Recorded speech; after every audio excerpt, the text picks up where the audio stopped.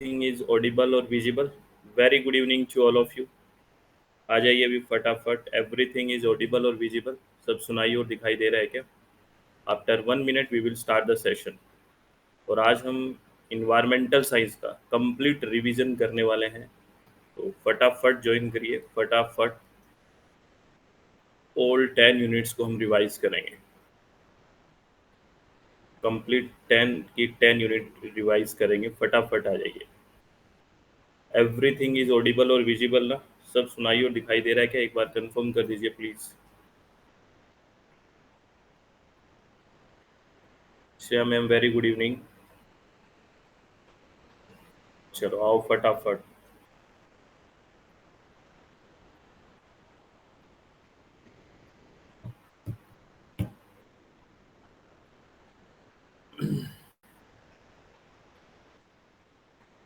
Very good evening to all of you. फटाफट आइए please. एक मिनट हम वेट कर लेते हैं. After that we will start the session.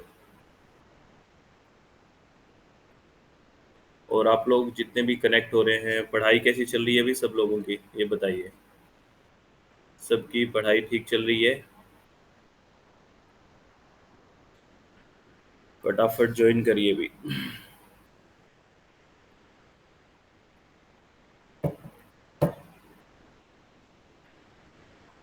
Bhavna ma'am good evening. अभी तो क्लास स्टार्ट हुई है. क्लास ऑफ होए तब बोलना गुड नाइट.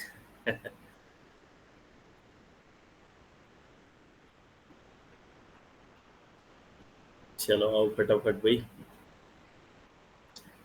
सभी ज्वाइन कर लेते हैं. सैम जी वेरी गुड इवनिंग. थोड़ा वेट कर रहा हूँ मैं. सब ज्वाइन करते ही शुरू कर देंगे. वसिया जी वेरी गुड इवनिंग. बहुत बहुत गुड इवनिंग.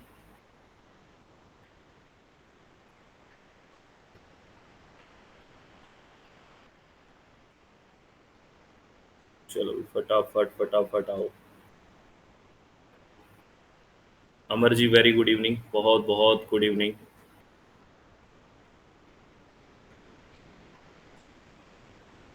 गौरव जी बहुत बहुत प्रणाम. आपको भी बहुत बहुत नमस्कार. Suprita Das ji very good evening. Mamata ma'am very good evening ma'am.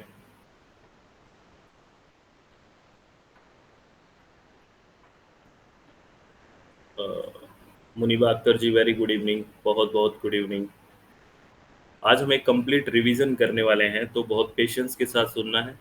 और मैं सबसे रिक्वेस्ट कर रहा हूँ कि आप नोटबुक और पेन लेके बैठें.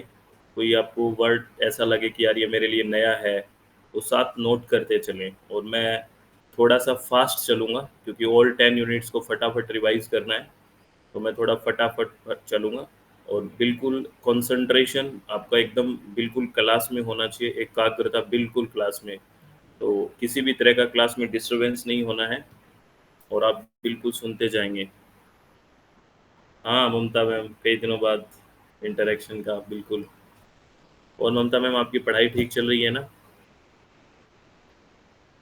चलो थोड़ा सा 30 एक सेकंड और वेट करते हैं, है ना? तब बच्चे धीरे धीरे जुड़ रहे हैं. After that we will start. और आप लोगों को, अजय जी, चलो बिल्कुल सब लोग एक्साइटेड हैं कि कैसा सेशन रहने वाला है. बढ़िया रहेगा सेशन, बढ़िया ज़बरदस्त. मैं पहले आपको बताऊंगा कि हम क्या क्या पढ़ेंगे. फटाफट 1 मिनट में सब बताऊंगा. और फिर हम पढ़ना स्टार्ट करेंगे. तो चलो हम सेशन को स्टार्ट करते हैं. All the very best. Be happy. और सेशन को स्टार्ट करेंगे अभी. अच्छे से रिलैक्स होके सबको कंसंट्रेशन रखना है क्लास पे, एकदम एकाग्र होके. हाँ, क्योंकि एक एग्ज़ाम से पहले एक अच्छा रिवीजन हो जाता है ना, तो वो बड़ा बढ़िया रहता है ना. चलो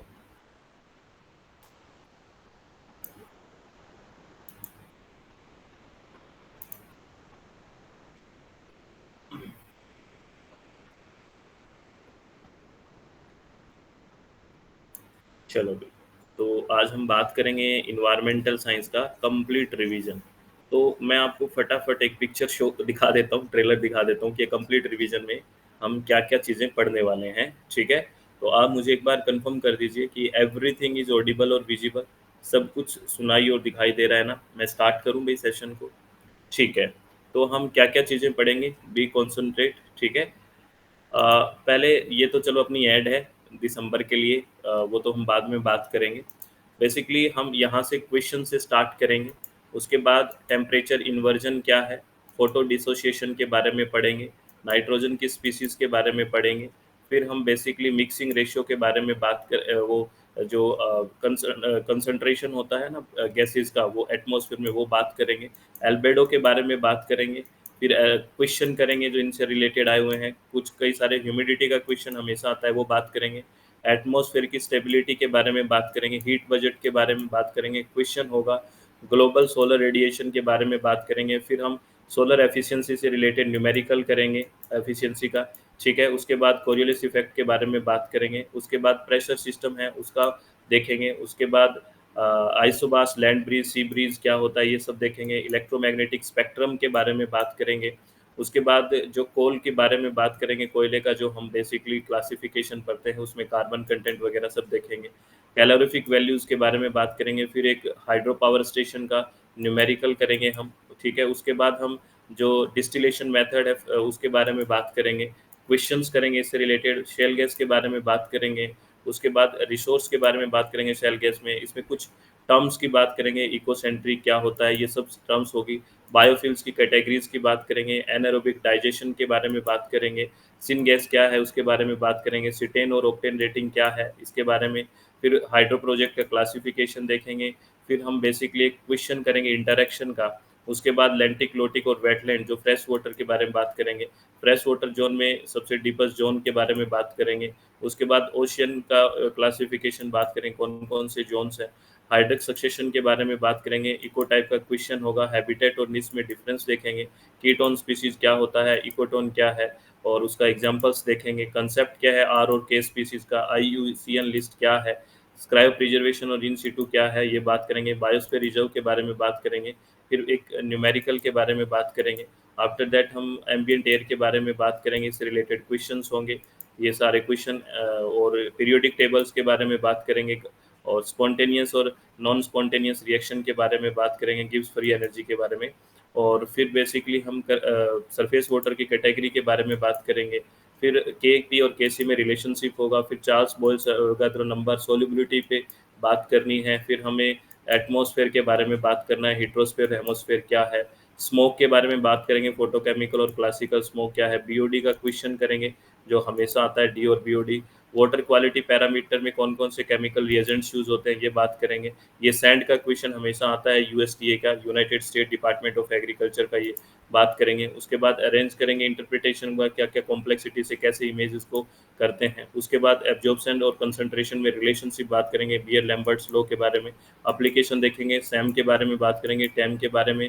उसके बाद हम कुछ आर्टिकल्स की बात करेंगे, आईएसओ स्टैंडर्ड्स की बात करेंगे, उसके बाद जो ईआईए में प्रोजेक्ट्स की बात करेंगे, इससे रिलेटेड क्वेश्चन करेंगे, कुछ हम एक्ट को अरेंज करना देखेंगे, ठीक है, ये कुछ क्वेश्चन चलेंगे, फिर अर्थ के बारे में हम बात करेंगे, हार्डनेस के बारे में बात करेंगे, रॉक का क्लासिफिकेशन देखेंगे, बल्क डेंसिटी सॉइल की क्या होती है क्वेश्चन करेंगे, और ये कुछ क्वेश्चंस रहेंगे प्रेशर बेल्ट से related, Hadley cell, Ferrel cell, polar cell क्या है ये बात करेंगे, डिस्ट्रीब्यूशन कैसा है अर्थ पे ये बात करेंगे, वाटर का, एक्यूफर क्या होता है, कन्फाइंड एंड कन्फाइंड एक्यूफर क्या होता है, एक्यूटार्ड, एक्यूक्लूड, एक्यूफ्यूज क्या चीज़ है ये बात करेंगे, फिर क्वेश्चंस होंगे गेवन हर्जबर्ग के रिलेशनशिप के बारे में बात करेंगे, क्या कैलकुलेट करने के लिए होता है, इससे रिलेटेड क्या क्वेश्चन आता है, नेचुरल हजार्ड से रिलेटेड बात करेंगे, है ना, उसके बाद पाल्मर इंडेक्स क्या है उसके बारे में बात करेंगे, स्मोक स्टैक और फ्लू एडियाबेटिक लैब स्टेट के बारे में, कोनिंग क्या है, लूपिंग क्या है, फैनिंग क्या है, ठीक है, उसके बारे में बात करेंगे, उसके बाद फ्यूमिगेशन के बारे में, लोफ्टिंग के बारे में बात करेंगे,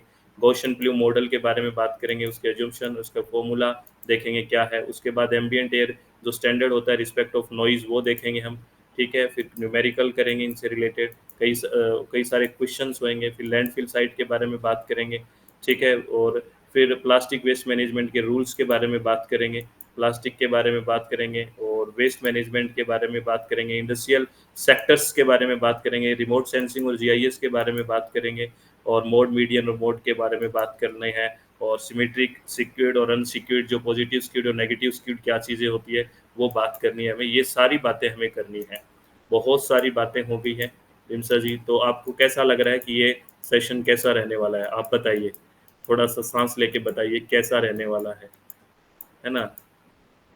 बताओ भाई। ठीक है, अच्छा रहने वाला है, चलो बहुत बढ़िया। तो सारी चीज़ों का रिवीजन है ना? बिल्कुल सारी चीज़ों का रिवीजन कर देंगे हम।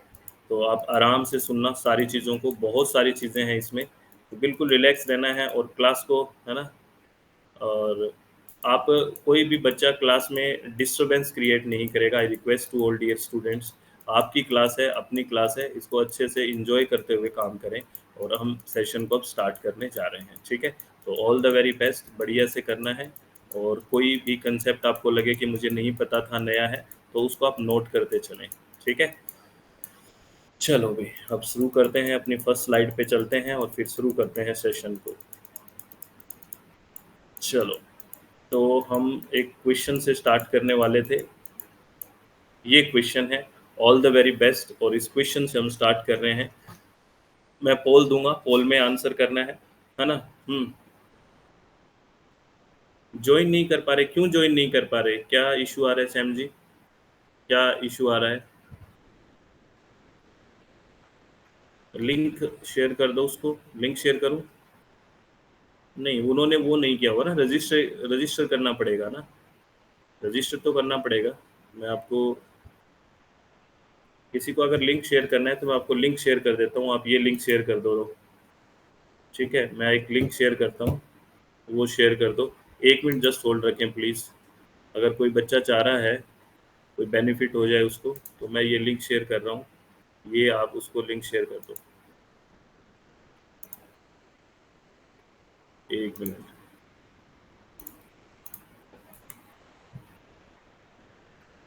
1 मिनट जस्ट प्लीज़, स्टार्ट कर रहे हैं, मैं एक बार लिंक भेज देता हूँ।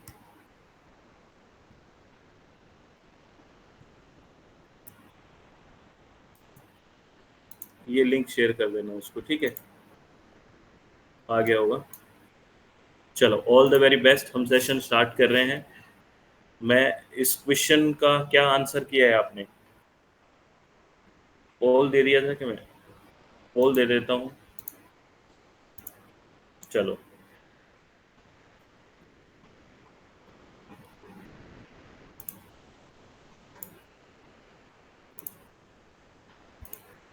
93% स्टूडेंट ने लगभग राइट आंसर दिया है। चलो, अच्छी बात है। तो इसका राइट आंसर बेसिकली क्या है? फर्स्ट ऑप्शन राइट है। और आपको सबको पता होना चाहिए कि इन्वायरमेंट लैप्स रेट क्या है, dry adiabatic lapse rate, land bridge और सी ब्रिज, ये चारों कंसेप्ट आपको अच्छे से पता होना चाहिए, ठीक है? अब मैं एक एक चीज़ समझाऊंगा नहीं, क्योंकि टाइम की मर्यादा है और हम एक रिवीजन ले रहे हैं फास्ट, ठीक है? चलो, अब टेम्परेचर इन्वर्जन क्या चीज़ होती है?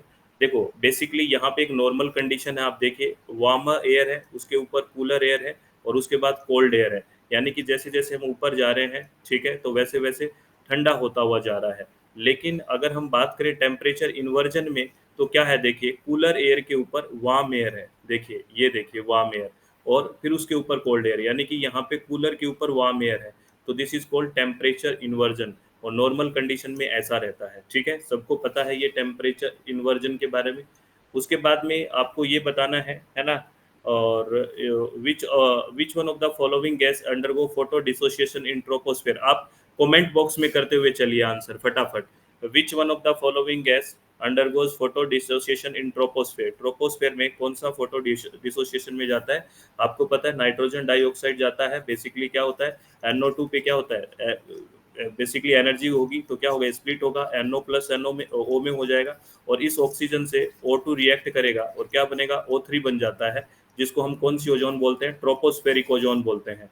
जो कैसा पोल्यूटेंट है, प्राइमरी या सेकेंडरी? ट्रोपोस्फेरिक ओजोन कैसा पोल्यूटेंट है ये ये कैसा पोल्यूटेंट है? ये सेकेंडरी पोल्यूटेंट है, इसके बारे में हम बात करते हैं, ठीक है? उसके बाद which of the following are components of NOx species, है ना, इन द एटमोसफेयर? एटमोसफेयर में NOx स्पीसीज क्या है? जैसे नॉक्स भी बात करते हैं, तो NOy भी होता है। आपको पता है क्या क्या है? बताइए कौन कौन से कंपोनेंट है फटाफट।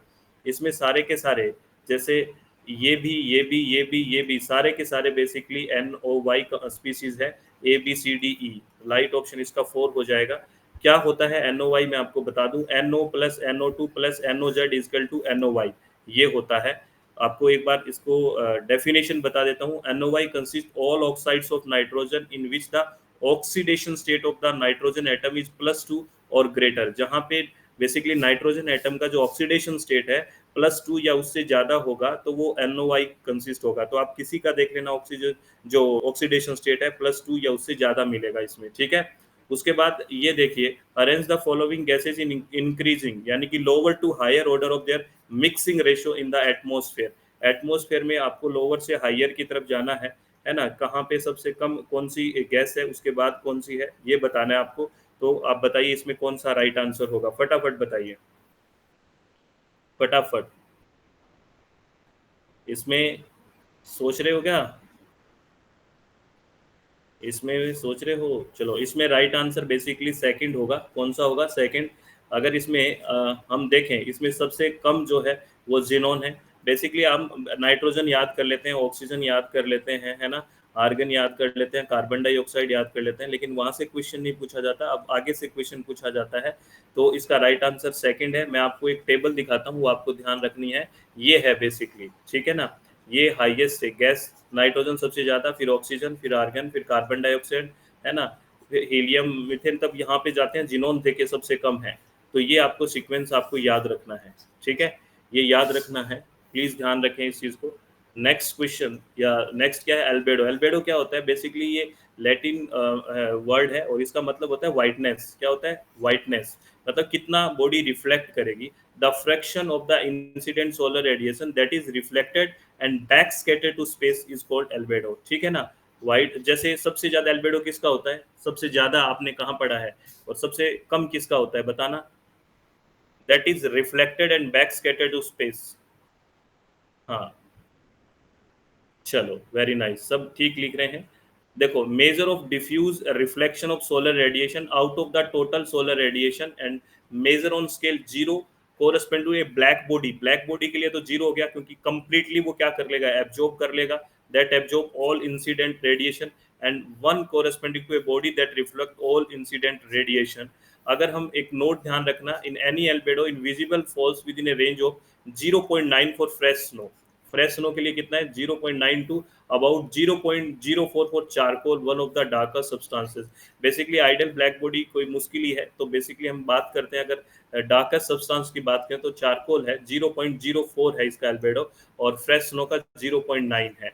और एवरेज जो एल्बेडो है अर्थ का, वो कितना है? 0.3 है। Earth average surface temperature due to इस albedo and greenhouse effect is कितना है? 50 डिग्री सेल्सियस। एवरेज टेम्परेचर इतना ही है ना, +50 डिग्री सेल्सियस। अच्छा, विदाउट ग्रीन हाउस गैस कितना होगा पृथ्वी का टेम्परेचर? अर्थ का टेम्परेचर कितना हो जाएगा अगर कुछ भी ग्रीन हाउस इफेक्ट नहीं होता है?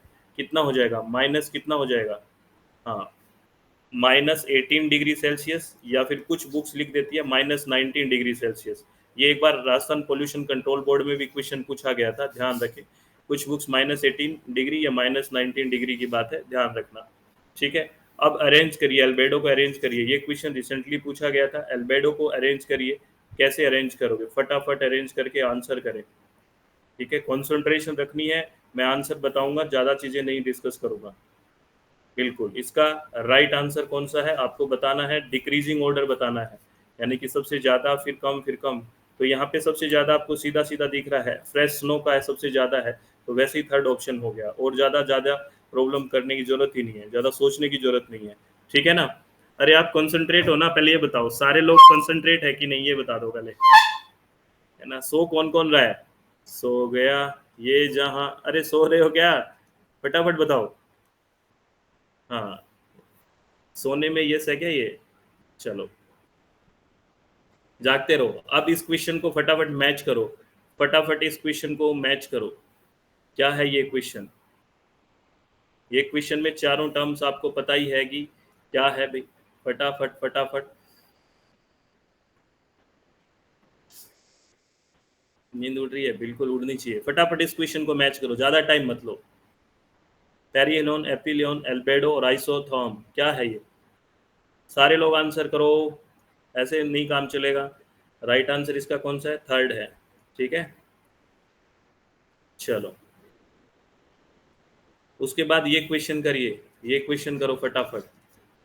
Temperature of large water body varies more slowly than that of land of comparable size. Specific heat of water is high, about 5 times of soil.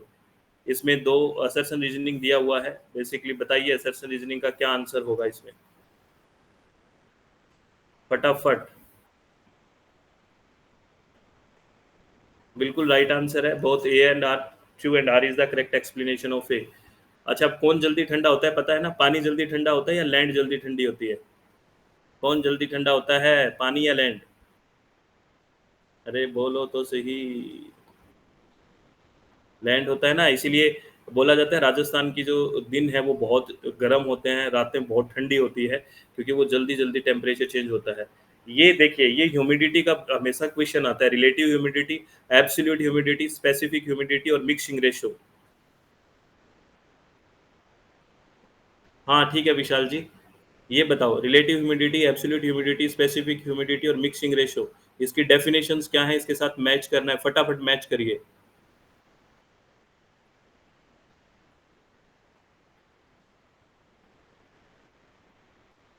फटाफट मैच करिए, ये हमेशा क्वेश्चन आ रहा है। मैं ज़्यादा चीज़ें नहीं बताऊंगा, इसका राइट ऑप्शन डी है, यानी कि रिलेटिव ह्यूमिडिटी के साथ आप 3 मैच करोगे, क्योंकि आपको पता ही है ये किस में होता है, प्रेशर से परसेंटेज में, याद रखना। ठीक है, और क्यू के साथ 1 है, आर के साथ बेसिकली 2 है और एस के साथ 4 है। याद रखो ये क्वेश्चन, ये आपको absolute humidity, specific humidity, mixing ratio, relative humidity में पूरा डेफिनेशन पता होना चाहिए। ठीक है, ये हमेशा क्वेश्चन आता है एटमॉस्फेरिक स्टेबिलिटी और लैप्स रेट में, है ना? अगर एब्सोल्यूट स्टेबिलिटी कब होगी, जब जो इन्वायरमेंटल लैप्स रेट है वो less than dry adiabatic lapse rate है। ये कंसेप्ट आपको अच्छे से समझ में आया हुआ होगा, ये रिलेशन ही बता रहा हूँ अभी तो मैं। ठीक है, एब्सोल्यूट अनस्टेबल कब होगा, जब adiabatic lapse rate is greater than DALR, यानी कि ड्राई एडियाबेटिक लैप्स रेट। और कंडीशनली अनस्टेबल कब होगा, जब जो इन्वायरमेंटल लैप्स रेट है वो बेसिकली ग्रेटर देन SALR होगा, यानी कि सैचुरेटेड एडियाबेटिक लैप्स रेट से, और लेस देन होगा DALR से। और ड्राई न्यूट्रल कब होगा, जब ELR और DALR इक्वल होगा। तो ये बातें आपको कहते ही समझ में आ जाना चाहिए, तब तो तैयारी है। लेकिन अभी भी ये कंफ्यूजन है कि ऐसा कैसा आ रहा है, तो तैयारी नहीं है, आप रिवीजन नहीं कर रहे हैं, है ना? आप फिर क्लास की जरूरत है, आप ये सोचिए। अभी मैं सिर्फ रिवीजन की बात कर रहा हूँ। ठीक है, अब हीट बजट में आपको सीधा सीधा क्वेश्चन पूछा जाता है परसेंटेज में, तो ये आप याद रखना 51% है एब्जॉर्ब हो जाती है अर्थ के द्वारा, ये आपको ध्यान रखना है। 20% है वो स्कैटर्ड एंड रिफ्लेक्टेड हो जाती है क्लाउड से, 6% स्कैटर्ड हो जाती है फ्रॉम एटमोसफेयर, 19% एब्जॉर्ब होती है by atmosphere and clouds, and 4% reflected होती है बाई सरफेस। ये हीट बजट है, ये आपको पता होना चाहिए, इससे रिलेटेड ये क्वेश्चन आया हुआ है। एज्यूम करना है आपको और बताना है कि 100 यूनिट है, तो कंसीडर करना है स्टेटमेंट्स ए, बी और सी। तो इसमें कौन कौन से स्टेटमेंट्स बेसिकली ठीक है, आपको ये बताना है। फटाफट बताइए कौन कौन से स्टेटमेंट ठीक है इसमें।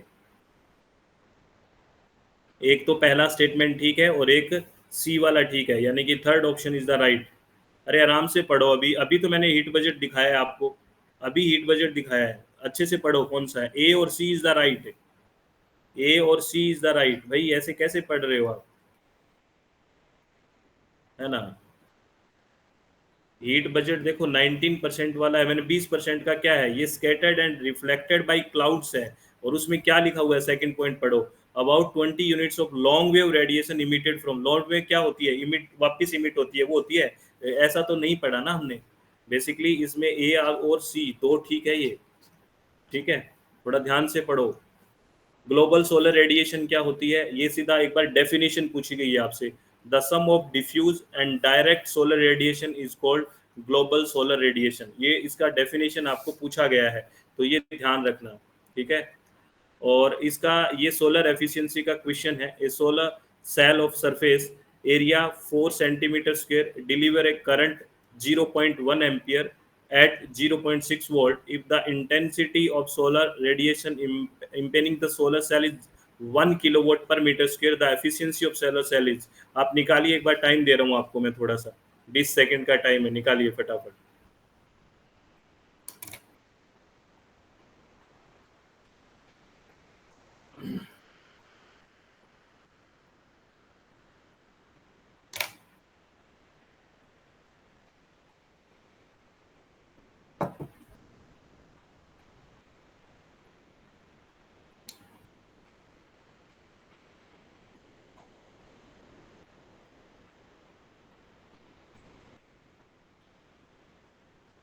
इसका राइट आंसर क्या होगा? कुछ बच्चों ने राइट आंसर किया है, बता दो। इसका राइट आंसर 15% होगा। Fourth option is the right answer. कैसे आया मैं फॉर्मूला बता देता हूँ। एफिशिएंसी निकालनी है सोलर सेल की। एफिशिएंसी क्या है? अगर इसका सीधा सीधा फॉर्मूला देख लो, इलेक्ट्रिकल पावर आउटपुट और इंसिडेंट सोलर रेडिएशन इनटू 100। आपको एफिशिएंसी निकालनी है तो सीधी सी बात है, आउटपुट ऊपर आएगा, है ना, और इंसिडेंट कितना हो रहा है वो नीचे आएगा, और परसेंटेज में निकालना है तो 100% आ जाएगा। आउटपुट में क्या लिखोगे? पावर आउटपुट है बेसिकली, तो क्या होगा? V इंटू आई हो जाएगा, ठीक है ना। वोल्ट कितना है, और पावर की बात ही करते हैं ना, वोल्ट और करंट की बात करते हैं, ठीक है ना। ये सीधा का सीधा इंटू हो जाएगा, और ये इसकी वैल्यू पुट कर दो, है ना। सीधा सीधा आपको वैल्यू पुट करनी है, और वैल्यू पुट करते ही सीधा आंसर आएगा, ठीक है ना, 15%। सीधा सीधा आपका फॉर्मूला याद रखना प्लीज। ये आपको v का यहाँ पे देखो, ये i भी दिया हुआ है, v भी दिया हुआ है, सब दिया हुआ है, और सीधा फॉर्मूला रखना है। रख लोगे? इसका राइट आंसर 15% आएगा। कोरियोलिस इफेक्ट क्या होता है बताइए? कोरियोलिस इफेक्ट क्या होता है? फटाफट आंसर करें प्लीज।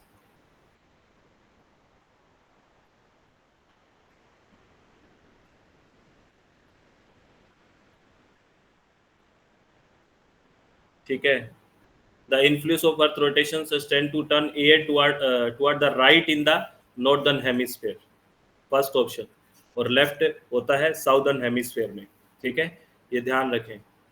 उसके बाद में अगर हम बात करते हैं, पैटर्न बात करते हैं wind direction in cyclone and anti cyclone में, तो यहाँ पे क्लॉकवाइज और एंटी क्लॉकवाइज का प्रेशर कंडीशन अगर सेंटर पे पूछे तो साइक्लोन का लो होता है, ठीक है ना।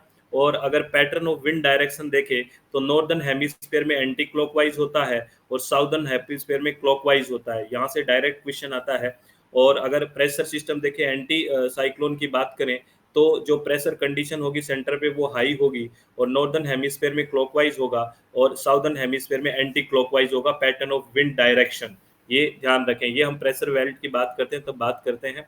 अब आप इसको मैच करिए, ये फटाफट मैच करिए। ये पहले भी मैच इससे रिलेटेड थोड़ा क्वेश्चन मैच किया था, लेकिन इसमें एक नई टर्म है ना, वो भी हमें देख लेनी है। फटाफट बताइए इसका आंसर क्या होगा? फटाफट इसका आंसर बताएं। एक मिनट, एक मिनट,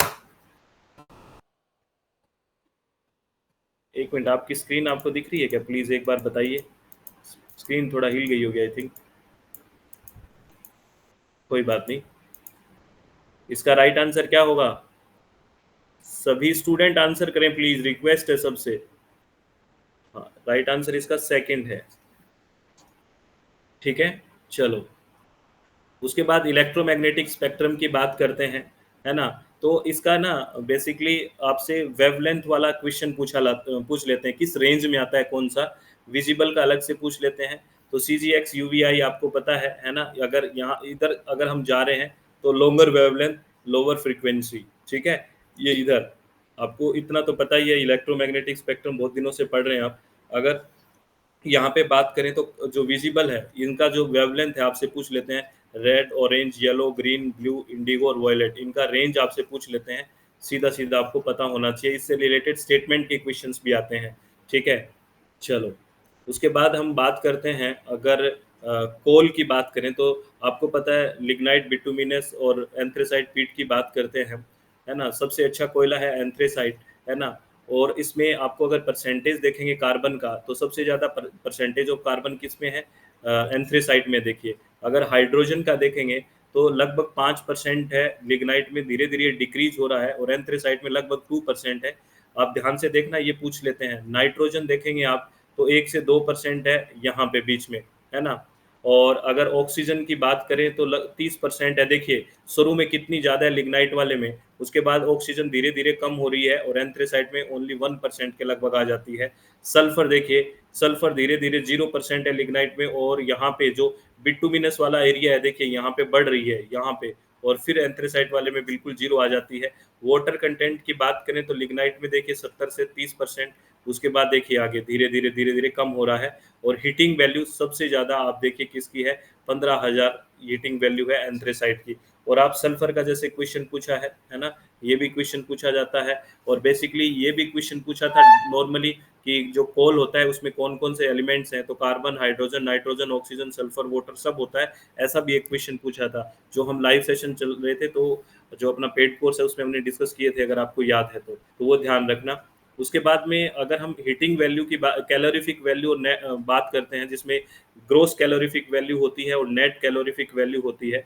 तो अगर एक बार नेचुरल गैस से रिलेटेड आपसे क्वेश्चन पूछा गया, तो अगर इसकी ग्रोस कैलोरीफिक वैल्यू की बात करें तो 46,000 है, देखिए, है ना, नेचुरल गैस की। और नेट की बात करें तो 32,000 है।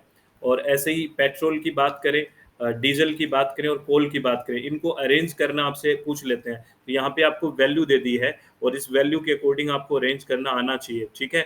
और ऐसे ही अगर हम देखें बायोमास फ्यूल की देखें, तो देखिए इनकी भी कैलोरीफिक वैल्यूज आपको सामने लिखी हुई है। तो जैसे वैल्यू के हिसाब से आप इसको अरेंज कर सकते हैं, डिक्रीजिंग या इंक्रीजिंग ऑर्डर में सीधा सीधा क्वेश्चन पूछा जाता है, ठीक है।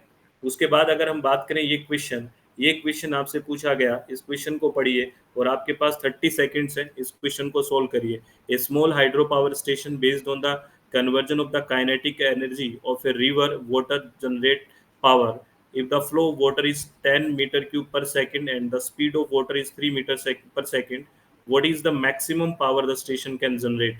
और इसका एफिशिएंसी अज्यूम करनी है 0.6। तो फटाफट देखिए इसका क्या आंसर होगा।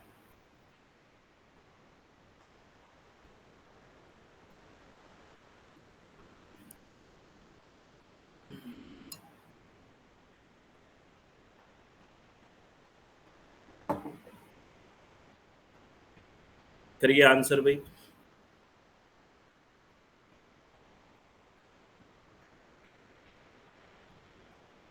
चलो मैं बता देता हूँ, इसका राइट आंसर है 27 किलोवाट।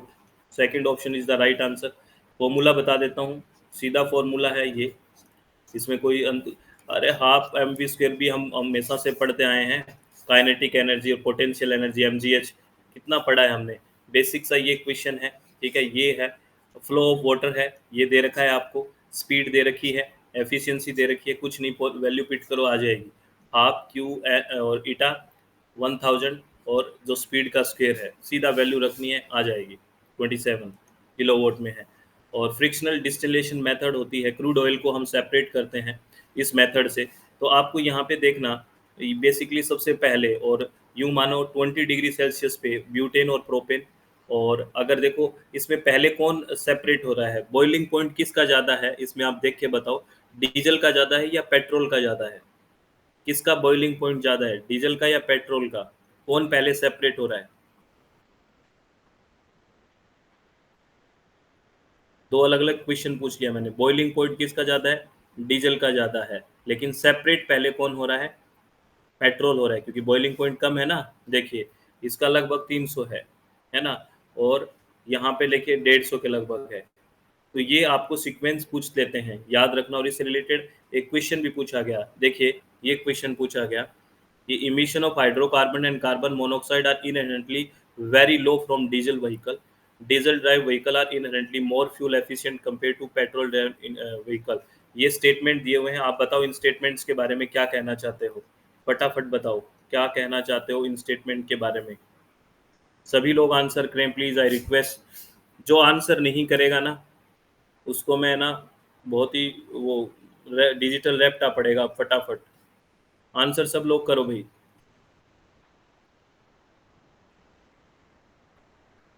इसका राइट आंसर है बेसिकली, ये दोनों के दोनों जो स्टेटमेंट है ना, ये दोनों के दोनों स्टेटमेंट करेक्ट है। यही इशू है सबको कि आपके दिमाग में पता नहीं पेट्रोल क्यों इतना अच्छा बन गया है।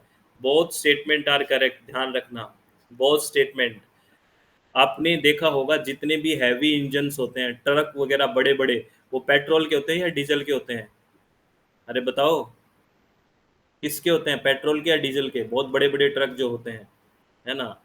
तो बेसिकली ये एफिशिएंसी भी ज़्यादा है, सब कुछ ठीक है इनका, याद रखना। तो दोनों स्टेटमेंट करेक्ट है। ये बड़ा कंफ्यूजिंग क्वेश्चन हो जाता है कई बार, ठीक है। और शेल गैस के बारे में पूछा गया था कि शेल गैस है क्या बेसिकली। तो with scarcity of energy resource and ever increasing demand, shale gas is seen as a potential option which can secure the energy need of future. Shale gas is trapped in the, क्या है shale gas कहाँ trapped है, देखिए shale gas is trapped in the shale formation of crust extracted through fracking process. Shale क्या है, a type of soft grey rock usually formed from clay that has become hard that breaks easily into the layer. और hydraulic fracturing क्या होती है आपको पता है, it is the most common way to extract shale gas is hydraulic fracturing. Fracking, this is nothing but sending high volume of water mixed with certain chemical to break the rocks and release trapped energy mineral, है ना, ऐसे इसको बाहर निकाल लेते हैं। और shell gas है वो बेसिकली, ये क्वेश्चन एक बार स्टेट पीसीएस में या यूपीएससी में पूछा गया, in which of following region of India shale gas resource found. Ankit Sagu ji बहुत बहुत प्रणाम। In which of the following region of India are shale gas resource found, बताइए कहाँ कहाँ है शेल गैस रिसोर्स इंडिया में, कुछ पता है क्या? यस और नो? सभी जगह है, ठीक है, एक दो तीन सब जगह है, ध्यान रखना। कावेरी में है, कृष्णा गोदावरी सब जगह है, ठीक है। और इकोसेंट्रिक क्या होता है आपको पता है, जो होल प्लेनेट को बात मानता है, ठीक है ना। बायोसेंट्रिक जो ऑल लिविंग बीइंग पे कॉन्सेंट्रेट हो। एंथ्रोपोसेंट्रिक क्या होता है, जो सिर्फ मैनकाइंड पे फोकस हो। और ईगोसेंट्रिक जो ओनली इंडिविजुअल पे हो। ये मैच करने के लिए आ जाती है टर्म, ठीक है। चलो, उसके बाद कैटेगरी है बायोफ्यूल्स की, एक first generation, second generation, third generation और फोर्थ जनरेशन। फर्स्ट जनरेशन क्या होता है, these are made from food source such as sugar, starch, vegetable oil और animal fats using conventional technology, this is first generation biofuel. second generation fuel biofuel, these are produced from non food crops or portion of food crop that are not edible and considered as waste, जैसे stem है, husk है, would chips है and fruit skins and piling, इससे होता है, वो second generation biofuels होते हैं। Third generation biofuel, these are produced from microorganisms like algae, example butanol, microorganism like algae can be grown using land and water unsuitable for food production, therefore reducing the strain on already depleted water resources. Or fourth generation, if the production of these fuels crop that are genetically engineered to take high amount of carbon or grown and harvested as biomass, जो genetically engineer हो गया वो कौन सा हो गया, fourth generation biofuels हो गए, ठीक है, ये ध्यान रखना है। उसके बाद अगर एनारोबिक डाइजेशन की बात करें, जो मीथेन प्रोडक्शन का होता है, तो कौन कौन से बेसिकली फेज चलते हैं, पहला हाइड्रोलिसिस है, एसिडोजेनेसिस है, एसिटोजेनेसिस है और मेथेनोजेनेसिस है। आपको सीक्वेंस में लगा के रिएक्शन पूछ लेते हैं कि क्या क्या बनेगा, तो यहाँ आपको शो हो रही है, ये आपको पता है, ये सारी बात शो होना ये आपको पहले से पढ़ रखा है तभी ये लेक्चर अच्छा लगेगा, नहीं तो ये लगेगा कि जग सुना सुना है ना। किस किस को जग सुना सुना लग रहा है अभी बताना मेरे को, जग सुना सुना किसको लग रहा है, फटाफट बताओ। थोड़ी बात की भी कर लेता हूँ, नहीं तो कोई सो जाएगा, है ना। जग सुना सुना किस किस को लग रहा है, फटाफट बताओ, फिर आगे चलेंगे। हम्म, किसी को नहीं लग रहा, चलो फिर ठीक है, सुना सुना नहीं लगना चाहिए। उसके बाद सिन गैस का मिक, what is a syngas, syngas क्या है बताओ फटाफट, कौन सा ऑप्शन आएगा, ये क्वेश्चन कई बार आ गया, सिन गैस क्या है, फटाफट आंसर करें, किसका मिक्सचर है ना। It is a mixture of carbon monoxide, hydrogen, carbon dioxide, nitrogen, इसका first option is the right answer, याद रखना, ठीक है, first option is the right option. उसके बाद आपसे ये पूछा है सीटेन रेटिंग किसके लिए होता है, डीजल के लिए होता है या पेट्रोल के लिए, तो सीटेन किसके लिए होता है, डीजल के लिए। और ऑक्टेन किसके लिए होता है, पेट्रोल के लिए, गैसोलीन के लिए। अगर देखिए जैसे जैसे सीटेन नंबर बढ़ रहा है, 20 से 40, 40 से 60 हुआ, तो फास्ट बर्निंग हो रही है। लेकिन आप देखिए यहाँ पे अगर ऑक्टेन नंबर बढ़ रहा है, 60 से 80 हो रहा है, 80 से 100 हो रहा है, तो इसकी स्लो बर्निंग हो रही है, किसकी, पेट्रोल की। तो ये आप ध्यान रखें, ये इंपॉर्टेंट है, कई बार पूछ लिया है ये क्वेश्चन, ठीक है। ये कंसेप्ट हम डिटेल में तब पढ़ते हैं। आपको हाइड्रो प्रोजेक्ट्स हैं, उनको इंस्टॉल्ड कैपेसिटी के बेसिस पे क्लासिफाई किया हुआ है। Micro that is up to 100 kilowatt, mini that is 101 kilowatt to 2 megawatt, small that is 2 megawatt to 25 megawatt. ये क्वेश्चन कई बार पूछा है, स्मॉल वाला कब तक का, मतलब कौन से मेगावाट तक मानते हैं। Mega hydro project with installed capacity equal to और ग्रेटर देन 500 मेगावाट, ये क्लासिफिकेशन से एक क्वेश्चन आता है, ध्यान रखें। उसके बाद ये क्वेश्चन कीजिए, बिल्कुल सिंपल क्वेश्चन है, न्यूट्रलिज्म, एमिनेंशियलिज्म, कॉमनसेलिज्म और म्यूचुअलिज्म। फटाफट बताइए इसका आंसर क्या होगा, बहुत इजी क्वेश्चन है, फटाफट आंसर करें। क्या है इसका राइट आंसर? फर्स्ट ही है, सीधा सीधा मैच हो रहा है। ऑप्शन सबको दिख रहे हैं। चलो ये ऐसे ही मिलेगा, चलो ठीक है। एक का एक, बी का दो, सी का तीन, डी का चार, है ना। और three basic kind of fresh water ecosystem. Lentic, lentic कौन सा होता है? Slow moving. और still water like pool, lake और पॉन्ड, बिल्कुल स्टिल वाटर होता है। और लोटिक होता है फास्ट मूविंग, जैसे स्ट्रीम एंड रिवर्स। वेटलैंड पता है, places in which soil is inundated and saturated for lengthy period of time, मतलब पूरा सैचुरेटेड होता है। और लेंटिक और लोटिक से बड़े अच्छे क्वेश्चन पूछे जाते हैं। और फ्रेश वाटर जोन के बारे में क्वेश्चन पूछा जाता है, लिम्नेटिक जोन, लिटोरल जोन और प्रोफंडल जोन। और सबसे जो बॉटम पे होता है वो कौन सा होता है? Benthic zone. इनका जोन का सीक्वेंस आपसे पूछ लेते हैं, याद आ गया आपको एकदम से बताते ही? वो सारे जोन्स याद आ गए क्या? इनकी जो करेक्टरिस्टिक्स थी वो भी याद आ गई, चलो बहुत बढ़िया। उसके बाद अगर हम ओशियन की बात करते हैं, है ना, ओशियन बेसिकली थ्री जोन्स में डिवाइडेड है ना। क्या है? यूफोटिक जोन, जहाँ पे सनलाइट जोन, और इसको एपिप्लेजिक जोन भी बोलते हैं। और डिस्फोटिक जोन या फिर ट्विलाइट जोन और मीजोफिलिक जोन भी बोलते हैं इसको, या मीजोप्लेजिक जोन बोलते हैं। और एफोटिक जोन होता है जहाँ पे बिल्कुल भी, फोटिक का मतलब होता है सनरेज, सनरेज जहाँ बिल्कुल नहीं पहुंचती है, एफोटिक जोन हो गया बेसिकली। ये हाइड्रोप्लेजिक जोन भी बोलते हैं। ये सारे, ये तीनों के तीनों जोन है ओशियन के, ठीक है, सनरेज के अकॉर्डिंग कि कहाँ पे रीच है, कहाँ पे नहीं है। उसके बाद ये क्वेश्चन पूछा गया, hydrarch succession in Gangetic plant till the arrested association due to grazing following the sequence of. क्या सीक्वेंस आएगा इसका सीक्वेंस? ये देखते हैं हम जुगनाजी, ABCDE, इसका राइट आंसर सी हो गया, ठीक है। उसके बाद ये क्वेश्चन देखिए, इको टाइप के बारे में, और ये क्वेश्चन बताइए फटाफट।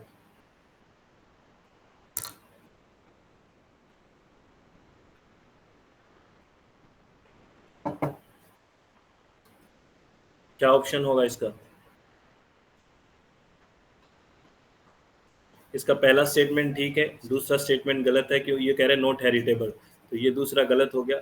यानी कि third option, statement first is true, statement second is false. देखो मैं फटाफट बता रहा हूँ, हैबिटेट और निश में क्या फर्क है। देखिए, habitat can be defined as the particular place way organism live. It is not specific to particular species, thus many species can occupy the same habitat। ये याद रखना, habitat comprise many niche, habitat में बहुत सारे niche हो सकते हैं। जबकि niche क्या, it can be defined as the functional role played by organism in an ecosystem। It niche is subset of habitat where only a particular species live, ठीक है। No two species can live the same ecological niche for a long period of time।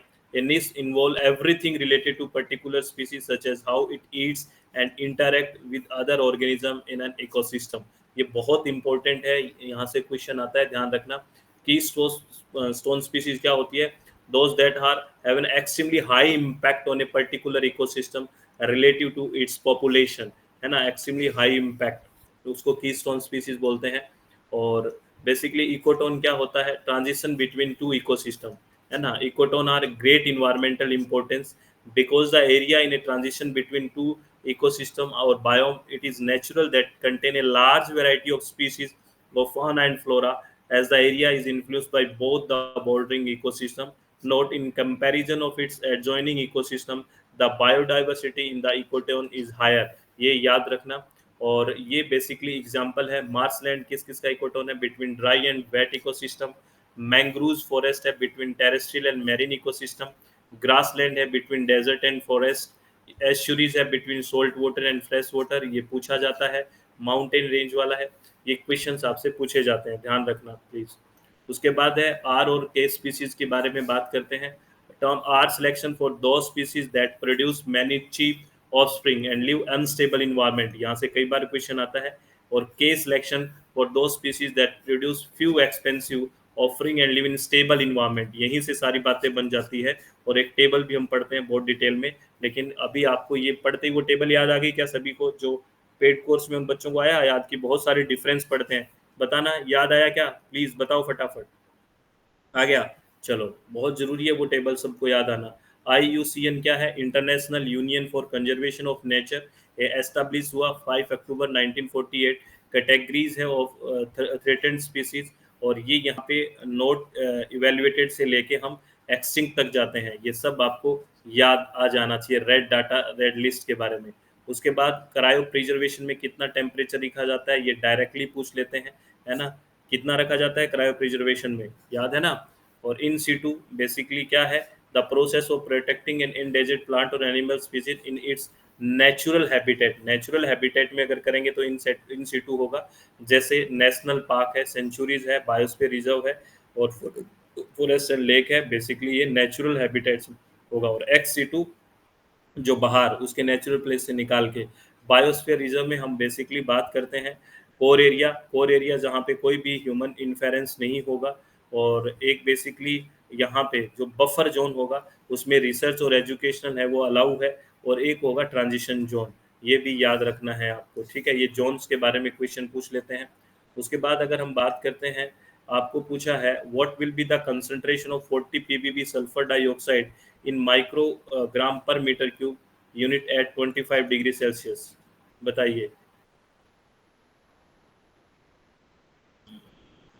यही है basically answer इसका। ये same question आपने देखा होगा, लेकिन आपको इसका फॉर्मूला पता होना चाहिए कैसे निकालते हैं, क्योंकि ज़रूरी नहीं है यहाँ पे कुछ है, कुछ और कंपाउंड लिख देंगे, कुछ और मॉलिक्यूल लिख देंगे। तो फॉर्मूला, बेसिक कंसेप्ट आपको पता होना चाहिए कि इसके पीछे कंसेप्ट क्या है, इसीलिए मैं इसको वापस लेके आया हूँ।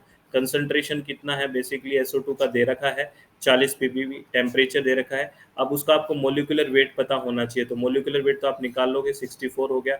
आपको फॉर्मूला कौन सा यूज़ करना है, मेनली आपको ये याद रखना है, concentration in PPB molecular weight upon 24.45। ये हम बात करते हैं कि 24.45 क्यों लिखा, क्योंकि वॉल्यूम के लिए लिखा है। और जब इसको सोल्व करते हैं तो हमारे पास ये आता है। बेसिकली आपको ये फॉर्मूला याद रखना है, ये रिपीट होगा बहुत जगह, ठीक है? मतलब ये क्वेश्चन कई बार पूछा गया है घुमा फिरा के। बताइए, national ambient air quality standard typically include following components, क्या इंक्लूड करता है? बताइए, फटाफट बताइए, फटाफट। डी, इंडिकेटर, केमिकल और केमिकल क्लास, है ना? Average time, pollutant form and level. Fourth option is the right answer. उसके बाद ये क्वेश्चन है नॉइज पोल्यूशन का, फटाफट क्वेश्चन पढ़िए भाई और आंसर करिए, फटाफट क्वेश्चन पढ़ें और आंसर करें।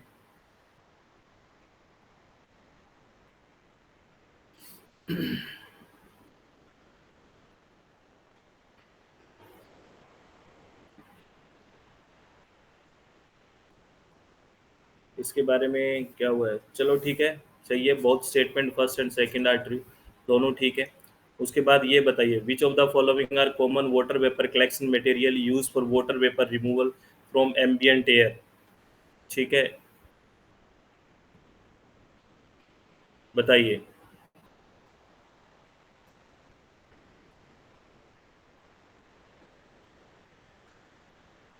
इसमें राइट आंसर सारे यूज होते हैं, A B C D और E सब यूज होते हैं, third option is the right answer, ठीक है? उसके बाद एल्केलाई मेटल कौन सी होती है? Metal which react with water to form alkali and hydrogen, ठीक है, जैसे लिथियम, सोडियम और पोटेशियम। ये याद रखना, इससे डेफिनेशन भी पूछ लेते हैं, एग्जाम्पल भी पूछ लेते हैं। एल्केलाइन अर्थ मेटल क्या होता है? Oxides of these metal when dissolve in water are alkaline in nature, जैसे ये सब है, और ये रिएक्ट है ना? हाँ, फ्लेम फोटोमेट्री याद आ गई, वेरी गुड भावना मैम, वेरी नाइस, ठीक है? उसके बाद ये गॉसियन, सॉरी, इसके बाद हम जो स्पॉन्टेनियस और नॉन स्पॉन्टेनियस रिएक्शन के बारे में बात करते हैं, del G equal to del H minus T del S, Gibbs के बारे में। तो अगर ग्रेटर देन जीरो है ना, डेल जी, तो नॉन स्पॉन्टेनियस रिएक्शन होगी, है ना, एंड्रोजेनिक होगी। और अगर बात करें लेस देन जीरो है तो स्पॉन्टेनियस, इसके बारे में हम बहुत डिटेल में बात करते हैं। और डेल जीरो अगर जीरो है तो इक्विलिब्रियम होगी। और ये डायरेक्ट आपसे क्वेश्चन पूछ लेते हैं। और स्पॉन्टेनियस प्रोसेस होता है वो इरिवर्सिबल प्रोसेस होता है, only may be reverse by some external agency, कुछ एक्सटर्नल फोर्स से उसको रिवर्सिबल कर सकते हो, नहीं तो स्पॉन्टेनियस होता है वो इरिवर्सिबल प्रोसेस होता है। क्यों होता है ये सब हमारी बातें हो चुकी है, मैं यहाँ सिर्फ रिवाइज करा रहा हूँ। आप इस क्वेश्चन का आंसर दीजिए प्लीज, इस क्वेश्चन का आंसर दीजिए फटाफट, इस क्वेश्चन का आंसर दें फटाफट। कौन सी कैटेगरी में रखेंगे आप, है ना? Which category of surface can be used to drinking water source without conventional treatment but after disinfection? This is category A। ठीक है ना? मैं आपको बता देता हूँ ये कैटेगरी, याद रखना ABCDE। Drinking water without conventional treatment but after disinfection class A, class B water for outdoor bathing, class C drinking water with conventional treatment followed by disinfection. Basically ऊपर वाला विदाउट कन्वेंशनल था, अगर ए की बात करें, C है basically with conventional treatment, और class D water for fish culture and wildlife propagation, और class E water for irrigation, industrial cooling and control waste disposal. उसके बाद केपी और केसी के अंदर आप रिलेशन देखते हैं, यहाँ से न्यूमेरिकल आता है Kp equal to Kc R T del n, ये आपको ध्यान रखना है। Kp basically pressure equilibrium constant है, केसी है बेसिकली कंसंट्रेशन इक्विलिब्रियम कांस्टेंट है, आर एक यूनिवर्सल गैस कांस्टेंट है, इसकी वैल्यू हम अकॉर्डिंग टू बेसिकली यूनिट के हम वैल्यू रखेंगे इसकी, और टेम्परेचर है वो केल्विन में लेना है, और डेल्टा एन क्या है, डिफरेंस है between total moles of gas products and total moles of gas reactants, ये इनका डिफरेंस आएगा। यहाँ न्यूमेरिकल आपसे पूछा जाता है, ये फॉर्मूला आप याद रखना, ठीक है। उसके बाद चार्ल्स लॉ में बेसिकली क्या कांस्टेंट है, प्रेशर कांस्टेंट है। तो ये आइडल गैस की बात करते हैं, PV equal to N R T की बात करते हैं, तो जहाँ पे जैसे प्रेशर कांस्टेंट हुआ, ये दोनों प्रेशर कांस्टेंट है, तो वी प्रोपोर्शनल टू टी हो गया। ऐसे ही अगर बॉयल्स लॉ में बात करें तो क्या हो गया, टेम्परेचर कांस्टेंट हो गया। जैसे इस इक्वेशन में टेम्परेचर कांस्टेंट रखते हैं, वी है जो वो है इन्वर्सली प्रोपोर्शनल टू हो जाएगा प्रेशर के, और एवोगैड्रो लो है वो वी प्रोपोर्शनल टू एन हो गया, क्योंकि यहाँ पे प्रेशर और टेम्परेचर दोनों कांस्टेंट है, ठीक है, ये आपको याद ही होगा। उसके बाद सोल्युबिलिटी की बात करते हैं, तो अगर कोई एंडोथर्मिक है ना, तो अगर टेम्परेचर हमने इंक्रीज किया तो सोल्युबिलिटी इंक्रीज होगी, सीधी सी बात है। अगर एक्जोथर्मिक है और अगर उसकी टेम्परेचर इंक्रीज कर रहे हैं, वो पहले ही एक्जोथर्मिक है और टेम्परेचर इंक्रीज करेंगे तो सोल्युबिलिटी डिक्रीज हो जाएगी। ये आपको सीधा याद आ रहा है ना?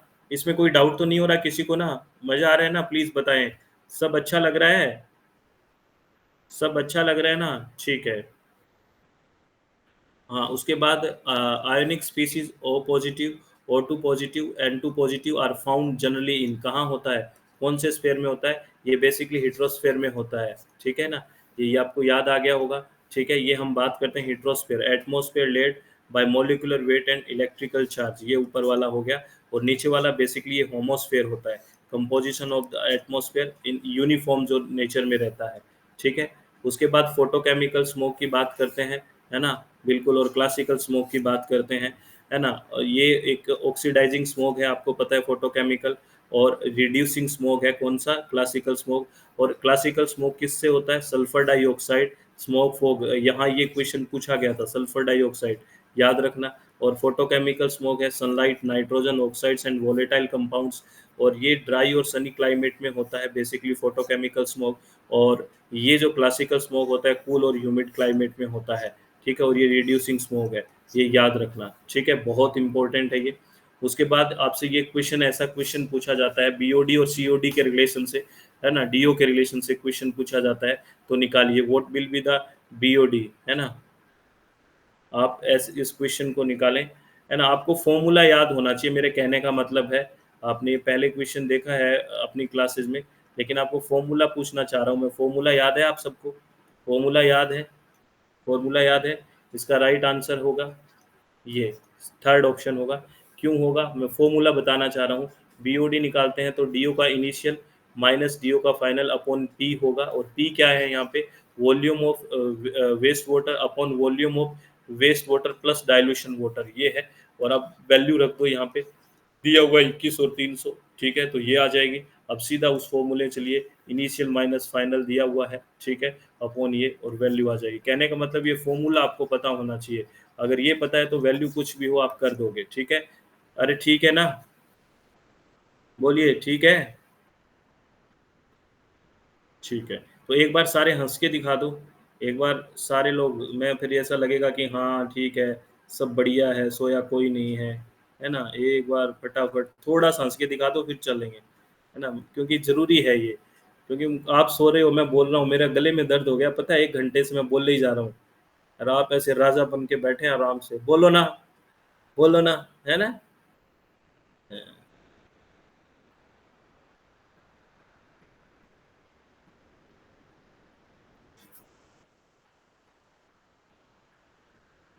अरे कह रहे हैं हँसी नहीं आई है, अजू मनाजी कह रहे हैं 4-5 साल से हँसी नहीं आई है। क्या बात, 4-5 साल ही हुए हैं क्या अजू मनाजी शादी को? फिर तो मैं पिछले 10 साल से कभी मुस्कुराया ही नहीं हूँ। ठीक है। हुँ।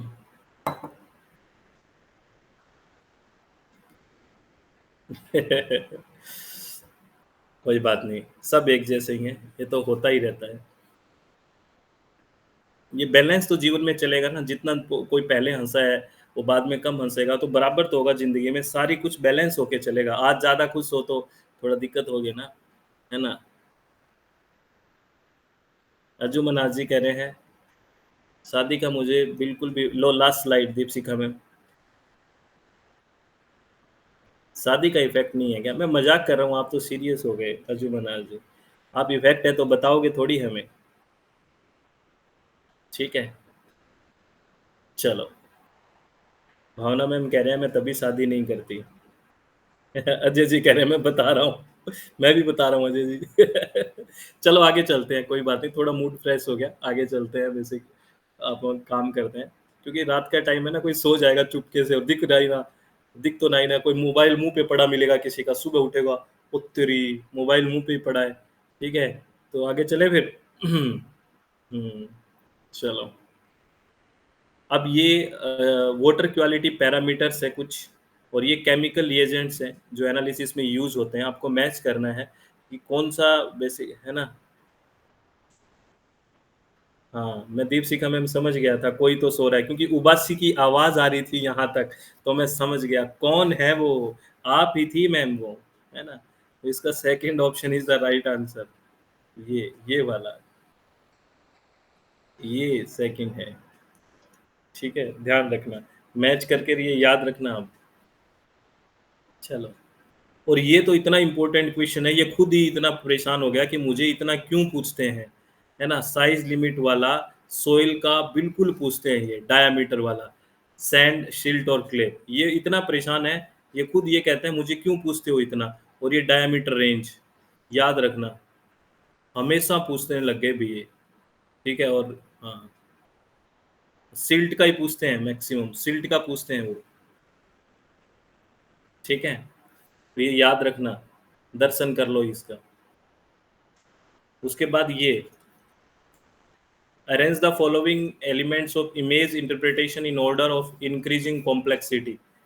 बताओ फटाफट, इंक्रीजिंग कॉम्प्लेक्सिटी, इमेज वाली बात करते हैं ना, तब कहाँ से इंक्रीज होती जाती है कॉम्प्लेक्सिटी?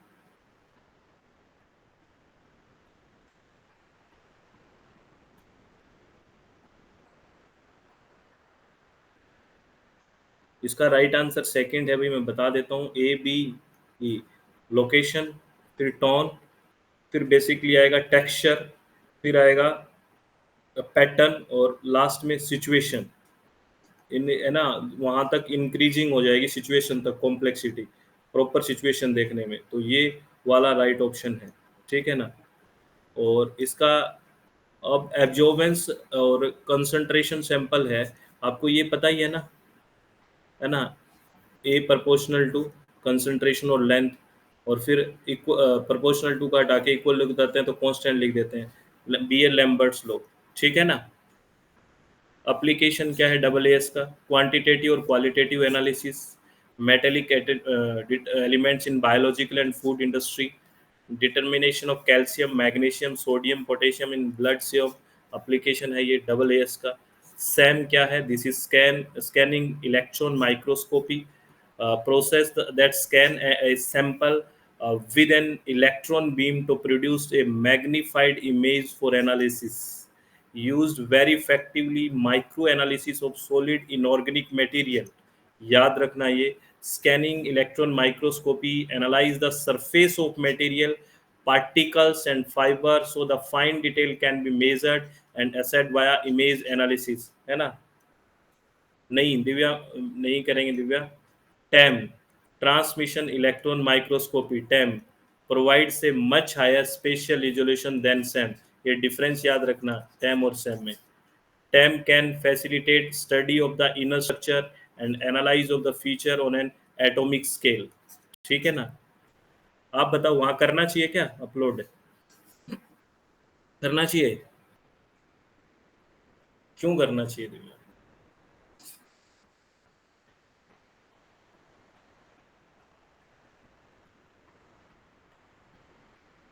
देखो सैम बेसिकली होता है, सैम तो होता है बेसिकली सरफेस देखना, है ना, सरफेस ऑफ मटेरियल वगैरह स्कैन करने के लिए इंस्ट्रूमेंट, है ना। और बेसिकली जो टैम है वो वो बेसिकली हायर स्पेशियल रिजोल्यूशन है, वो इनर स्ट्रक्चर तक को बता देता है टैम। ठीक है जुमेना जी?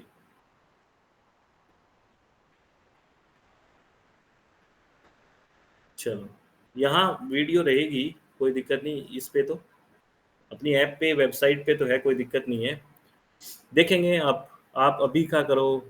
Which article of the constitution of India states that it shall be the duty of every citizen.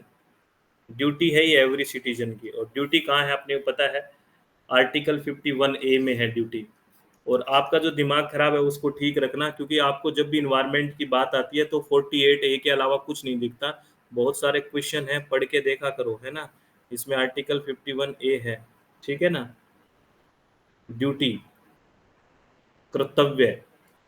ठीक है। और आईएसओ स्टैंडर्ड्स के बारे में बात करते हैं, है ना, 14000 स्टैंडर्ड्स।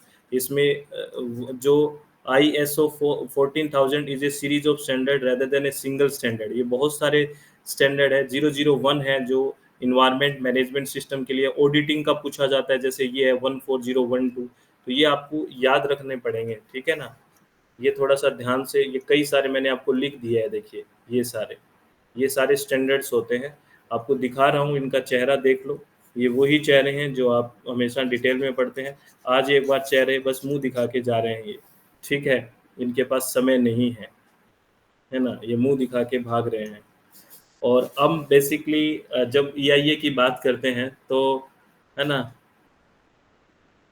हाँ, बेसिकली हम कैटेगरी बात करते हैं ना, तो कैटेगरी ए जो प्रोजेक्ट्स होते हैं वहाँ पे इन्वायरमेंट मैंडेटरी होता है, environment clearance, and thus they do no not undergo the screening process. कहने का मतलब कैटेगरी ए के प्रोजेक्ट्स होते हैं, जब ईआईए की बात करते हैं इन्वायरमेंट इम्पैक्ट असेसमेंट की, तो कैटेगरी ए प्रोजेक्ट को स्क्रीनिंग की जरूरत ही नहीं है। बेसिकली वहाँ तो इन्वायरमेंट क्लियरेंस मैंडेटरी है, यानी कि ईआईए होगा ही होगा। लेकिन जो कैटेगरी बी प्रोजेक्ट्स है वो स्क्रीनिंग प्रोसेस में जाएंगे, और उनको दो टाइप में बांटा गया है। कैटेगरी बी 1 प्रोजेक्ट में जो आएंगे वहाँ पे ईआईए मैंडेटरी होगा, और कैटेगरी बी 2 होगा वहाँ पे डोंट रिक्वायर्ड ईआईए। ये क्वेश्चन कई बार पूछा गया है ना, है ना, और ये ध्यान रखना। और thus category A project and category B project undergo the complete EIA process, where category B2 project are excluded from complete EIA process। ये ध्यान रखना, ठीक है। हाँ, ये क्या कह रहे हो? हाँ, चलो आगे। ये आपको सीधा सा बता दो मेरे को प्रोसेस क्या है। अरे बताओ बताओ बताओ बताओ बताओ, प्रोसेस बताओ। ट्रिक कर रहे हो क्या?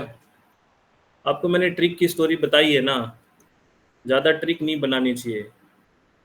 फिर ट्रिक बनाने के लिए भी, ट्रिक याद रखने के लिए भी ट्रिक बनानी पड़ेगी। आपको मैंने एक स्टोरी सुनाई तो थी, है भूल गए क्या? हमारा एक दोस्त था, हम तैयारी करते थे तब, तो वो सारी ट्रिक बनाता था। और एक ट्रिक बना रखी थी उसने कि कालिए की भाभी। तो मेरे को वो एग्जाम में आ गया, बैठा कह रहा वही, मैं कहा हाँ, कि कालिए की भाभी कौन थी?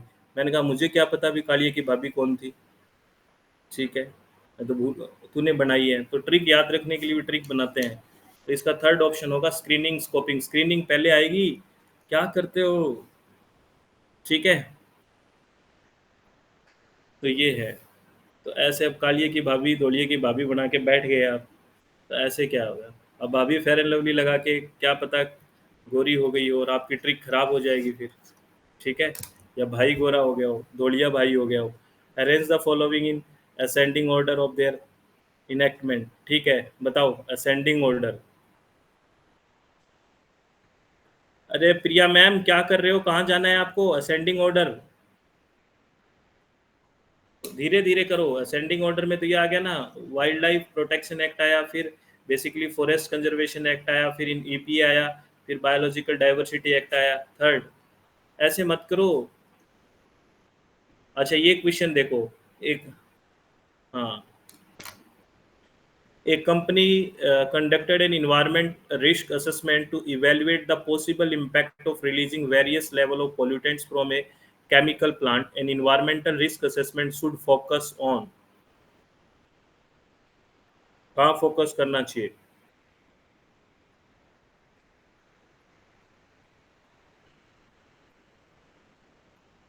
अरे फोर्थ वाला देखो कितना सोना ऑप्शन है, कितना बढ़िया ऑप्शन है, इसको क्यों छोड़ रहे हो?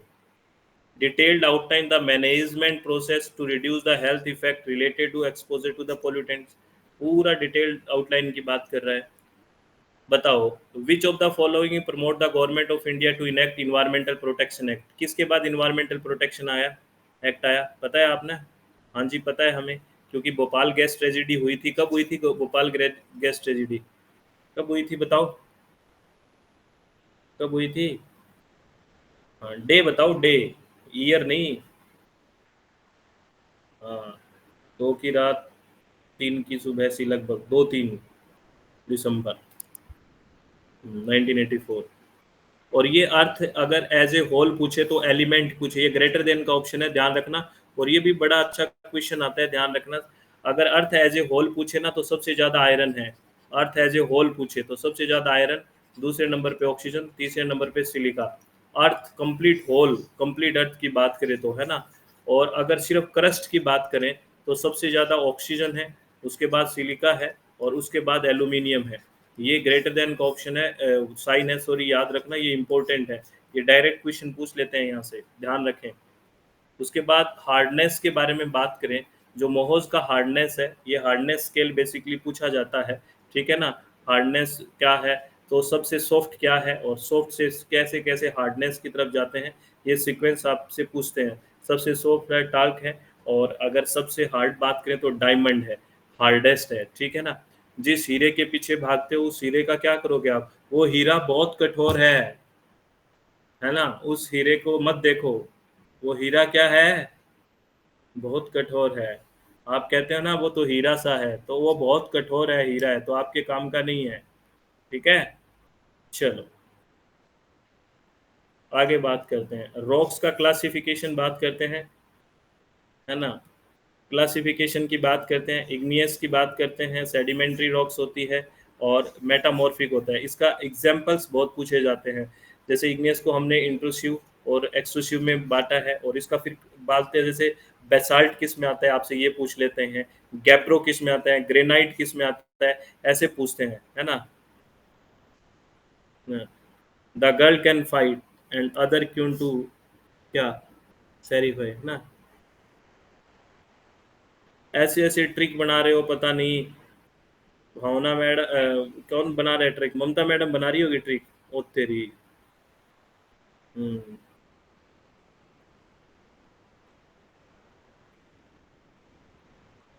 मान गए ममता मैम आपको। सेडिमेंट्री में फिर इसके एग्जांपल्स आपको पढ़ने हैं, और आपको मैं बताऊं, जैसे मार्बल का पूछ लेते हैं, और स्लेट का पूछा है कई बार कि ये कौन सी रॉक है, ठीक है ना। ठीक है, देखो भाई मेरी बात सुनो, मैं ट्रिक में विश्वास नहीं करता, ठीक है ना, जमा भी विश्वास नहीं करता। अब बालक हो क्या, छोटे छोटे जो ट्रिक बनाओगे, फिर ट्रिक ट्रिक ट्रिक ट्रिक करते रहोगे, है ना। चलो आगे करो। Bulk density of soil,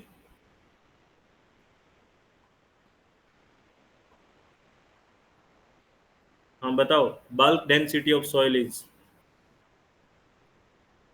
smaller than soil particle density, बिल्कुल ठीक बात है ये, है ना। और इसके बारे में बहुत डिटेल वाली बात करते हैं, वो याद करो जमाना जब बल्क डेंसिटी को पढ़ते हैं। Which of the following rock crystallize near earth surface? Basalt, कौन है? बेसाल्ट है। उसके बाद कंसीडर द फॉलोइंग स्टेटमेंट्स। फटाफट पढ़ो। दो स्टेटमेंट है, क्या कहना चाहोगे इन स्टेटमेंट के बारे में?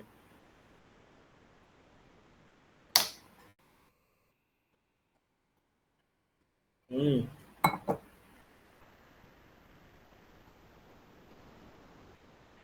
ओनली वन ही ठीक है ना?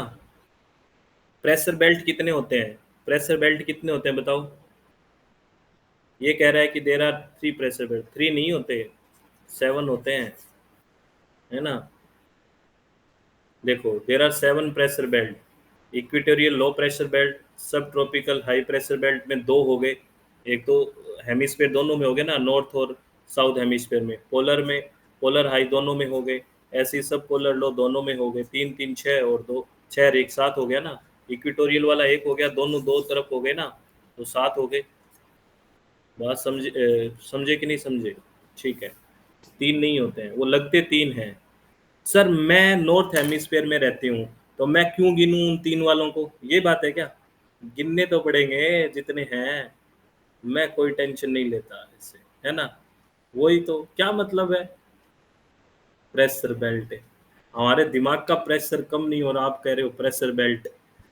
चलो, ये जे करके दिखाओ, फिर जाने आपको।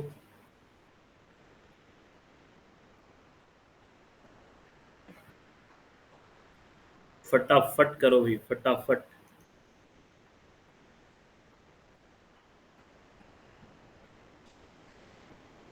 अरे आप भूल गए वो सारी सेल जो हम पढ़ा करते। सर पता नहीं हम कहाँ भूले हैं, इसका सिर्फ दो और तीन ठीक है, याद रखना। दो और तीन, फेरल और पोलर, है ना? भूल गए हैं आप, भूल गए हैं आप। दोबारा पढ़ें एक बार। चलो, डिस्ट्रीब्यूशन है वाटर का अर्थ पे। ठीक है, कि आपको यहाँ से भी सीधा सीधा क्वेश्चन पूछ लेते हैं, है ना? एक का सीक्वेंस पूछते हैं तो लिख दिया आपको। वैसे तो आपको पता है, अगर बात करें, ओशियन में लगभग 97% वाटर है। उसके बाद जो फ्रेश वाटर बचा है लगभग 3%, है ना? वो ग्लेशियर में सबसे ज़्यादा है उस फ्रेश वाटर का। 3% का लगभग 70% ग्लेशियर में है। 30% अंडरग्राउंड वाटर है। Less than 1% located in lakes river and swum.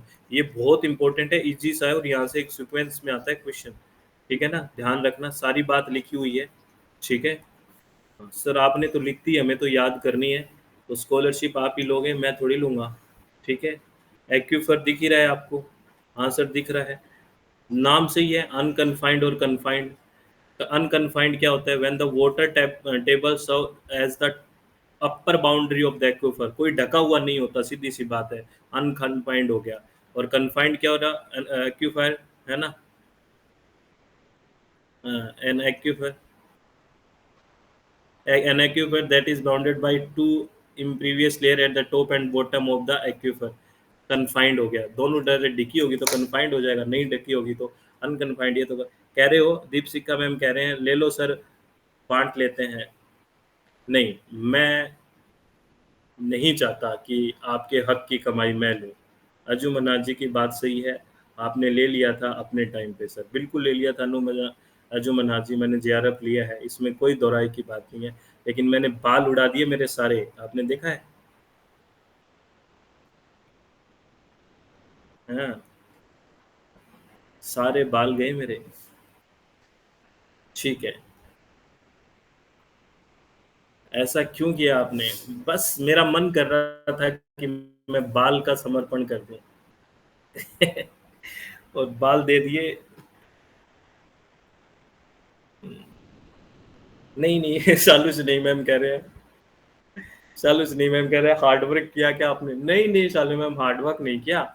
मैं ऐसे सो रहा था रात को, और एकदम सुबह मैं उठा तो यूनिवर्सिटी के वीसी और सारे खड़े थे कि उठ उठ। मैंने कहा क्या हुआ? कि तू इतना सोया, तेरा जेआरएफ हो गया, है ना, और तेरे पीएचडी की भी डिग्री ले ले।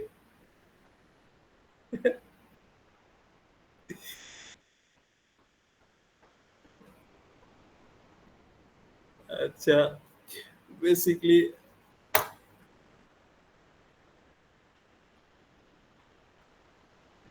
अरे वो बेसिकली क्या वो दीपशिखा मैम कह रहे हैं कि मेरी शादी कैसे हुई आपके बिना बाल के थे। तो ये तो जिसने शादी की थी वो बताएगी, मैं उससे बात करवा देता हूँ आपकी। दीपशिखा मैम वो तो वही बताएगी क्या दिखा इसमें आपको। ठीक है, अब मैं कैसे बताऊं, उनके दिल की बात है वो तो। एक्यूफर, एक्यूटार्ड और एक्यूक्लूड और एक्यूफ्यूज, ये 4 ऑप्शंस हैं, ठीक है।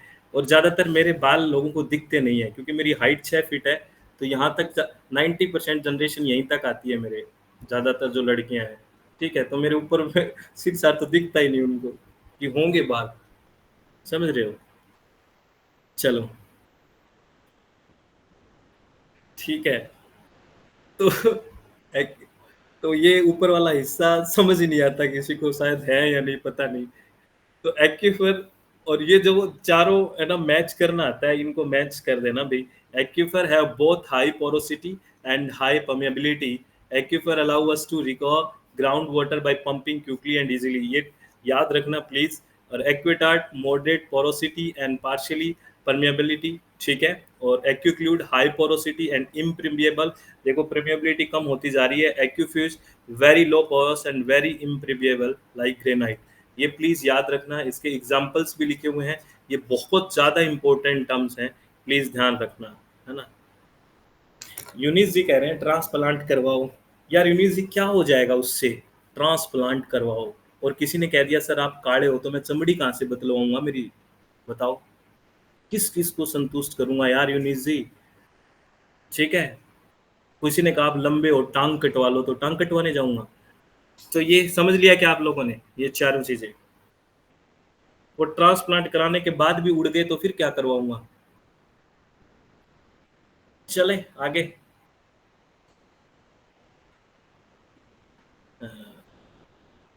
चलो भाई, मेरे बाल टॉपिक बन गया। रैप मारूंगा खींच के, पढ़ाई कर लो पेपर देना है। सर मजा आ रहा है, आप बालों की बात करिए ना। आपके बाल क्यों चले गए, आपके बाल कब आएंगे। आपको आ रही है नींद, आप ले रहे हो स्वाद मेरे। आप पढ़ लो, पढ़ेगा रैप्टा खींच के, नींद उड़ा रही हो क्या मेरे बालों के चक्कर में। ठीक है, ठीक है चलो। हाँ, which of the following factor is not responsible for the loss of fertility of agricultural land। ये तो इजी सा क्वेश्चन है, कर दो। अरे क्या कर रहे हो आप लोग, ये गलत क्यों कर दिया। और मेरी परवाह कर लो बालों की आप, यूनिस जी। अरे हाई कैटाइन एक्शन कैपेसिटी होगी सोइल की तो अच्छी बात है ना। ये लॉस थोड़ी करेगा फर्टिलिटी एग्रीकल्चर की। नोट पूछा है, not responsible for loss of fertility of agriculture land. ये तो अच्छी चीज है, higher cation exchange capacity soil की तो। नहीं पढ़े।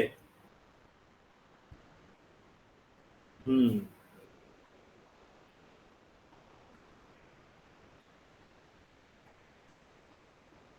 नहीं सर, वो आपकी किताब है उसमें फोटो है आपकी बड़ी सी।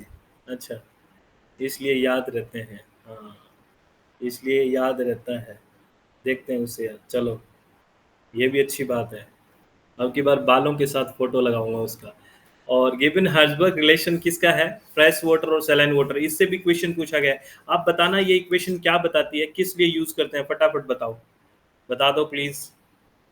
हाँ, डेप्थ के बारे में याद रखना, है ना। और एक इक्वेशन और इसका एक रिलेशन हम इसको बताते भी हैं। देखिए the Ghyben Herzberg ratio state that for every metre of fresh water in an unconfined aquifer above sea level there will be 40 metre of fresh water in the aquifer below sea level. ये हमेशा हम depth की बात करते हैं, 40 metre की बात करते हैं। और आपको याद होगा, और इसमें एक चीज़ और याद रखना। Basically, in seawater, there is typically close to 35 grams of dissolved salt in each liter, that is 35 ppt, but range between 33 to 37 ग्राम पर लीटर। ये भी आपसे स्टेटमेंट पूछ लेते हैं, ठीक है। और डेंसिटी ऑफ फ्रेश वाटर 1 लेते हैं, डेंसिटी ऑफ सोल्ट वाटर थोड़ा ज़्यादा है ना, 1.025 ग्राम, ठीक है ना। और ये डायग्राम आपको दिखा दिया है मैंने। और ये इक्वेशन, इसको हम बहुत डिटेल में पढ़ते हैं। आपको याद है, इससे रिलेटेड न्यूमेरिकल भी आ सकता है। सैलाइन वाटर मतलब ये बताता है कि किस डेप्थ तक हम पानी की बोरिंग कर रहे हैं वहाँ पे, नियर जो कोस्टल एरिया है, कि वो सैलाइन वाटर ना आ जाए। वो डेप्थ की बात करता है, ठीक है। ये आपको ध्यान रखना है। उसके बाद identify the natural hazard of geophysical region among the following, बताओ भी, बताओ बताओ,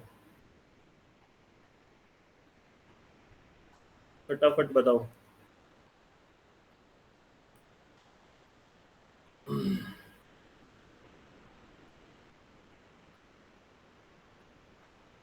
ये क्वेश्चन बताओ। अरे नहीं, जियो फिजिकल ओरिजिन बता रहा है ये, geo for geophysical, natural hazard, सारी चीज पढ़ो, नेचुरल भी है और जियो फिजिकल है, तो ए को रहने दो, बी सी डी।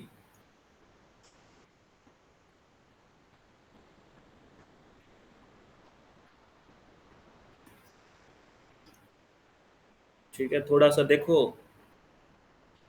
और पीआई जो होता है, Palmer index is associated with which of the following natural disaster, किससे रिलेटेड है बताओ, बताइए आपको। ड्रॉट से रिलेटेड है। क्यों नहीं का आंसर डिटेल में बात करेंगे ना, ये तो सब पता ही है आपको। स्मोक जो स्टैक है, प्लूम एंड एडियाबेटिक क्लेबस्ट्रेट की बात करते हैं, और ये बड़ा इजी सा क्वेश्चन आता है, कॉनिंग कब होता है, emit pollutant into neutrally stable atmosphere, ये याद रखना प्लीज। ये मैं सिर्फ आपको बता के जा रहा हूँ। लूपिंग कब होता है, एटमॉस्फेयर जब बहुत ही अनस्टेबल हो, ठीक है, ये याद रखना है आपको। और फैनिंग कब होता है, stable atmosphere greatly restrict the dispersion of the plume in the vertical direction, ठीक है, तो फैनिंग हो गया। और उसके बाद fumigation, when a stack is under an inversion layer, ठीक है, फ्यूमिगेशन होगा। और फ्यूमिगेशन में एक बात और है ना, the resulting fumigation can lead a greatly elevated downwind ground level concentration, ये लाइन याद रखना। और लॉफ्टिंग क्या होता है, when stack is above an inversion layer, ये सब आपको याद होना चाहिए प्लीज। और note this approach however has been that pollutant release from tall stack are able to travel great distance and may cause unexpected effects such as acid deposition hundred of miles from the source, ठीक है ना। हाँ, ये सारी बात याद आना चाहिए। गाउशियन प्लूम मॉडल के बारे में हम बात करते हैं, ठीक है ना। The Gaussian plume model is the most common air pollution model. It is based on simple formula that describe the three dimensional concentration field generated by a point source under stationary meteorological and emission condition. Not the basic Gaussian dispersion model applies to a single point source such as smokestack. It can be modified for line source such as emission from motor vehicle along roads. It can also be used for area source also. और इसका assumption क्या है इसमें, the rate of emission from source is constant, the wind speed is constant both in time and with elevation, मतलब height, the pollutant in is conservative, ये भी इसमें assumption किया गया है। It is not lost by decay, chemical reaction or deposition, also when hits the ground none is absorbed and all is reflected, इतनी idol condition मानी गई है। The terrain is relatively flat and open, ये भी बोला गया है। और बेसिकली ये इसका हम डायग्राम पढ़ते हैं, है ना, बिल्कुल इसका पढ़ते हैं, हाँ बिल्कुल। और ये देखिए, ये फॉर्मूला हाइट माइनस में है ना ममता मैम, दिख रही है ना, ये कंसंट्रेशन है, ये फॉर्मूला बिल्कुल हाइट कंसंट्रेशन का, और इमिशन और रेट का है पोल्यूटेंट्स की, ये कंसंट्रेशन, ये इफेक्टिव हाइट की बात करते हैं जिसमें एच और डेल एच, एच होता है एक्चुअल हाइट और डेल एच होता है ना। बिल्कुल, ये फॉर्मूले से आपको स्टेटमेंट्स के क्वेश्चंस पूछे जाते हैं। ये स्टेटमेंट्स तो सीधा फॉर्मूला देखता बन जाता है कि हाइट से कैसे रिलेट करता है कंसंट्रेशन, है ना, ये बहुत इंपॉर्टेंट है। और आपको एम्बिएंट एयर क्वालिटी स्टैंडर्ड्स की बात करते हैं तो ये डे टाइम, और ये आपको सीधा पूछ लेते हैं, है ना। हाँ, और नाइट का, industrial area, commercial area, residential और साइलेंस जोन, इसमें ये ALEQ लिखा रहता है ना, ये क्यों लिखा रहता है आपको पता है, इक्विवेलेंट कंटिन्यूस साउंड लेवल के लिए होता है ये, इसका फुल फॉर्म। और इसको हम डिटेल में, इसके न्यूमेरिकल्स भी आते हैं भाई। डे टाइम कब से कब माना जाता है, देखिए इसमें ये भी क्वेश्चन पूछा था, 6 बजे से सुबह रात को 10 बजे तक, और नाइट टाइम माना जाता है 10 बजे से 6 PM तक, ठीक है, ये भी आपको ध्यान रखना है और ये वैल्यूज भी आपको ध्यान रखनी है। उसके बाद 30 decibel increase in noise pollution level represent, क्या रिप्रेजेंट करता है बताओ फटाफट।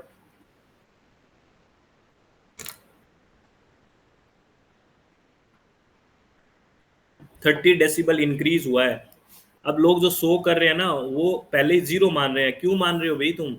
ये 30 डेसिबल इंक्रीज हो रहा है, तो 10 पे कितना होगा? 10 पे ये 3 बढ़ रहे हैं, सीधा सा है ना। 100 मत मानो, आप जीरो से मान के 100 कर रहे हो।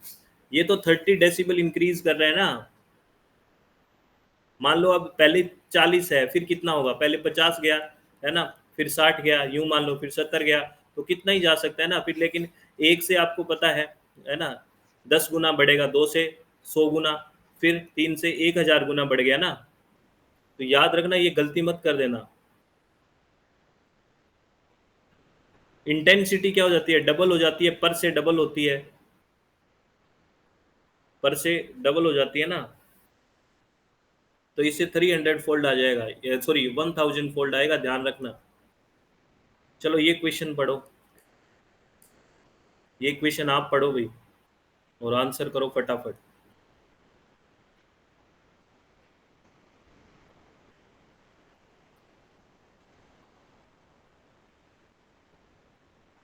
करो करो।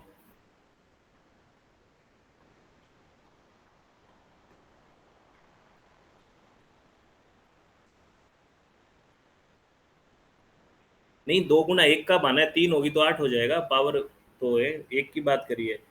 इसका आंसर करो प्लीज, इस क्वेश्चन का।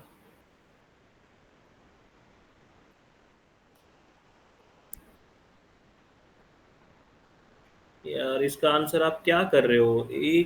इसका आंसर सी क्यों कर रहे हो? इसका आंसर सिर्फ सेकंड होगा, सी और डी। आप क्या कर रहे हो? पहले को ठीक क्यों कर रहे हो? लेस देन 10 mm कौन बोलता है भैया आपको? 10 mm किसने बोला? जब हम एम्बियंट एयर क्वालिटी के बारे में बात करते हैं, तो मैं कहाँ की बात करता हूँ? और ये तो ये भी गलत ही है ना। बेसिकली इसमें दो ही स्टेटमेंट ठीक है। क्या आप यूनिट तो देखो भाई, इसकी क्या यूनिट है? यूनिट गलत है ए का। राइट आंसर सी और डी है। चलो, which of the following are related to source reduction in integrated solid waste management? ये तो आप अपना पेड कोर्स में भी आज हुआ था। बताओ क्या आंसर है इसका? Which of the following are related to source reduction in integrated? Source पे रिडक्शन, एक तो रिड्यूस टॉक्सिसिटी कर सकते हैं सोर्स पे, पैकेजिंग लेस कर सकते हैं, और मोर ड्यूरेबल प्रोडक्ट्स बना सकते हैं। तो ए, सी और E is the right answer. ठीक है, चलो। रिगार्डिंग वेस्ट मैनेजमेंट टेक्निक, और जो पेलिस्ट्रेशन मीन्स, ये तो पता ही है आपको क्या होता है। आरडीएफ बना देंगे ना, processing of municipal police waste to produce RDF. और आरडीएफ की फुल फॉर्म क्या होती है? आरडीएफ की फुल फॉर्म क्या होती है? बताओ बताओ फटाफट, आरडीएफ की फुल फॉर्म क्या होती है? Refuse derived fuel. चलो, अब ये लैंडफिल वाला भी क्वेश्चन आता है कि कितनी दूरी पे होना चाहिए, है ना। Landfill site shall be 100 metre away from river, याद रखना है।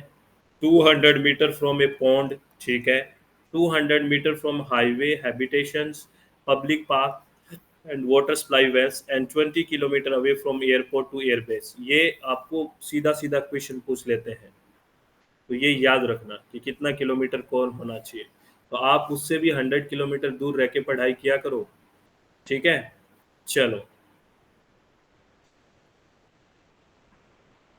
which of the following is not a factor in deciding proper frequency for most satisfactory and economical approach for garbage collection from the source?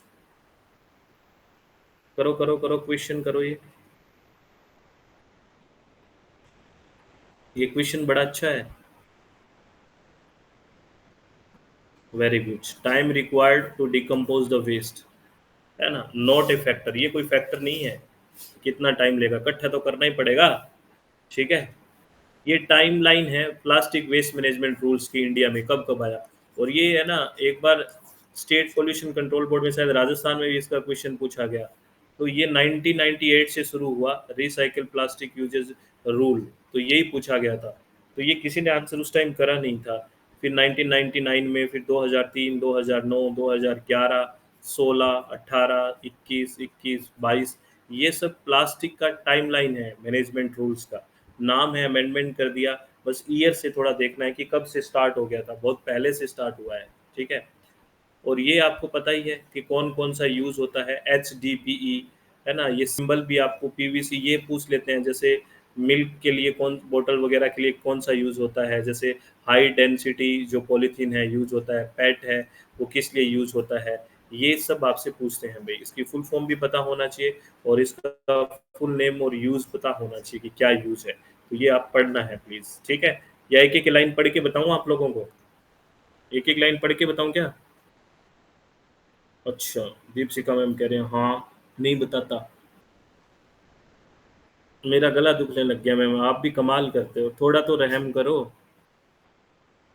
अब बाल उड़े हैं इसका मतलब क्या मेरे गला भी खराब कराओगे? ठीक है? अब बेसिकली मोस्ट सस्टेनेबल की बात करें, तो अब बताओ ये सब अगर कोई चीज़ आप अवॉइड कर दोगे, है ना? भी आप वेस्ट जनरेट ही नहीं होने दोगे, तो चलो लो कॉस्ट है, लेकिन डिस्पोज़ तक जाते-जाते कॉस्ट आपको हाई करनी पड़ेगी, है ना? क्योंकि लगेगा। लेकिन अगर एनवायरनमेंट बेनिफिट की बात करोगे, तो सबसे चीज़ अच्छी है ना? हाँ, ब्लूम टैक्सोनॉमी याद आती है इसको देख के वेरी नाइस।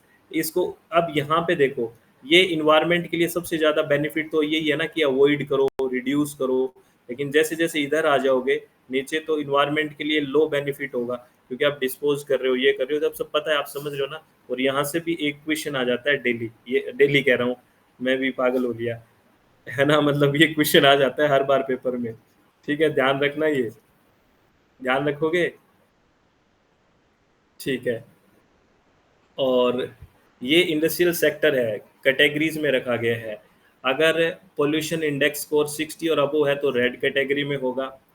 अगर 41 से, है ना, 59 है तो ऑरेंज कैटेगरी में होगा।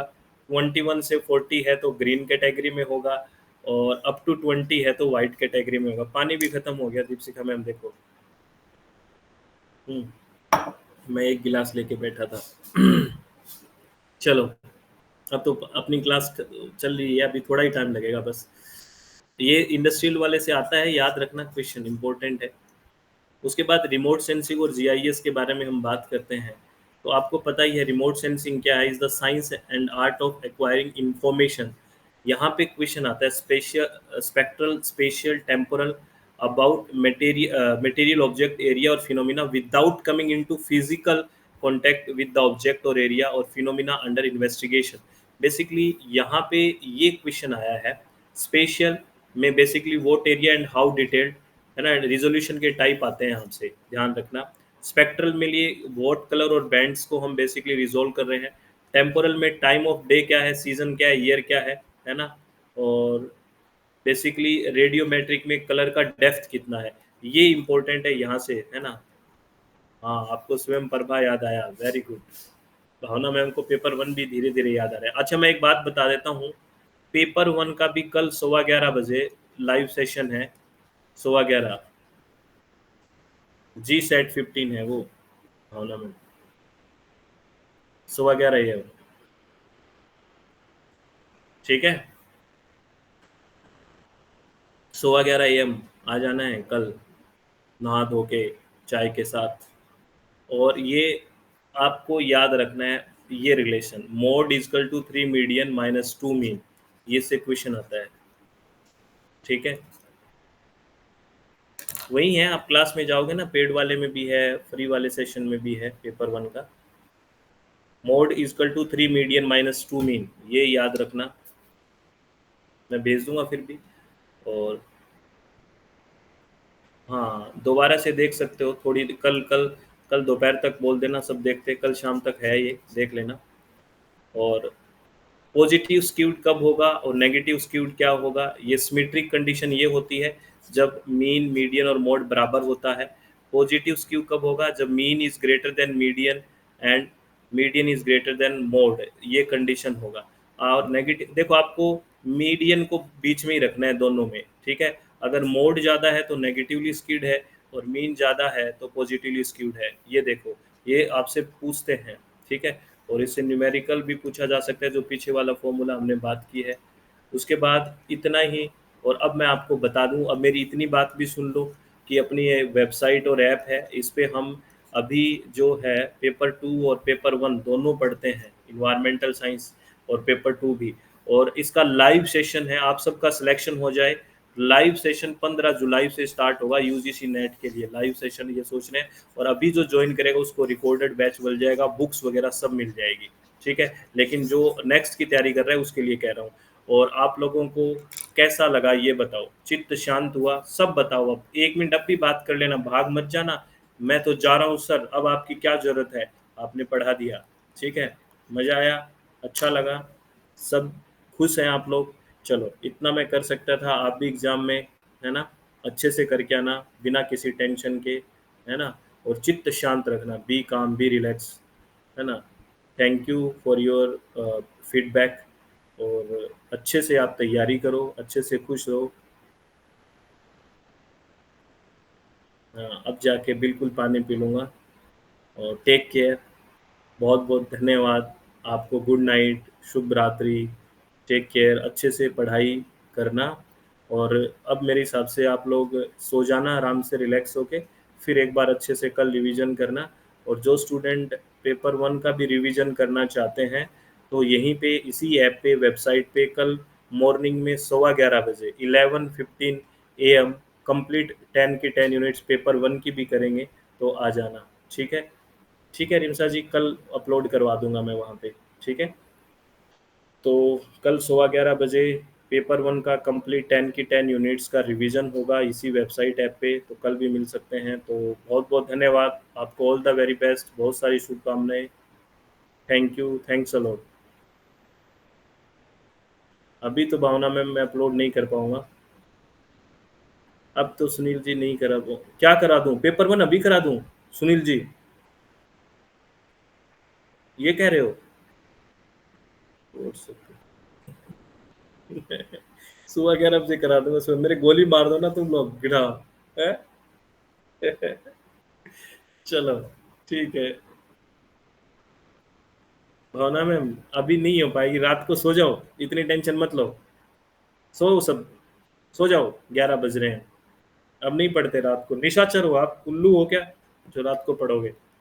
सो जाओ, अब सुबह वहाँ मिल जाएगी। Take care, bye, tata, all the very best, बहुत बहुत सारी शुभकामनाएं।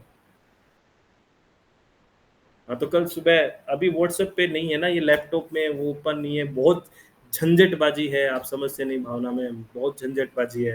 ये टेक्निकल इतना आसान नहीं होता है, आपको लगता है इतना। Shalu ma'am good night, Sunil Kumar ji good night, take care, बहुत बहुत धन्यवाद, thank you, thanks a lot, be happy, all the very best. रो के सो रही है भावना वर्मा मैम तो, अरे इतना बोला फिर भी रो रहे हो, ओ तेरी। Good night, take care. Thank you Rimsa ji, सबको बहुत बहुत take care, good night, thank you. चलो एग्ज़ाम अच्छा करना, और कैसा एग्ज़ाम हुआ है सब लोग मुझे बताना, ठीक है। सब लोग मुझे बताना कि कैसा एग्ज़ाम हुआ। पूजा मैम गुड नाइट, सुप्रीता दास जी गुड नाइट, बताना पक्का, ठीक है। आप एक लाइव सेशन कर लेंगे उस शाम को, ठीक है ना। चलो बहुत बहुत धन्यवाद, thank you, thanks a lot.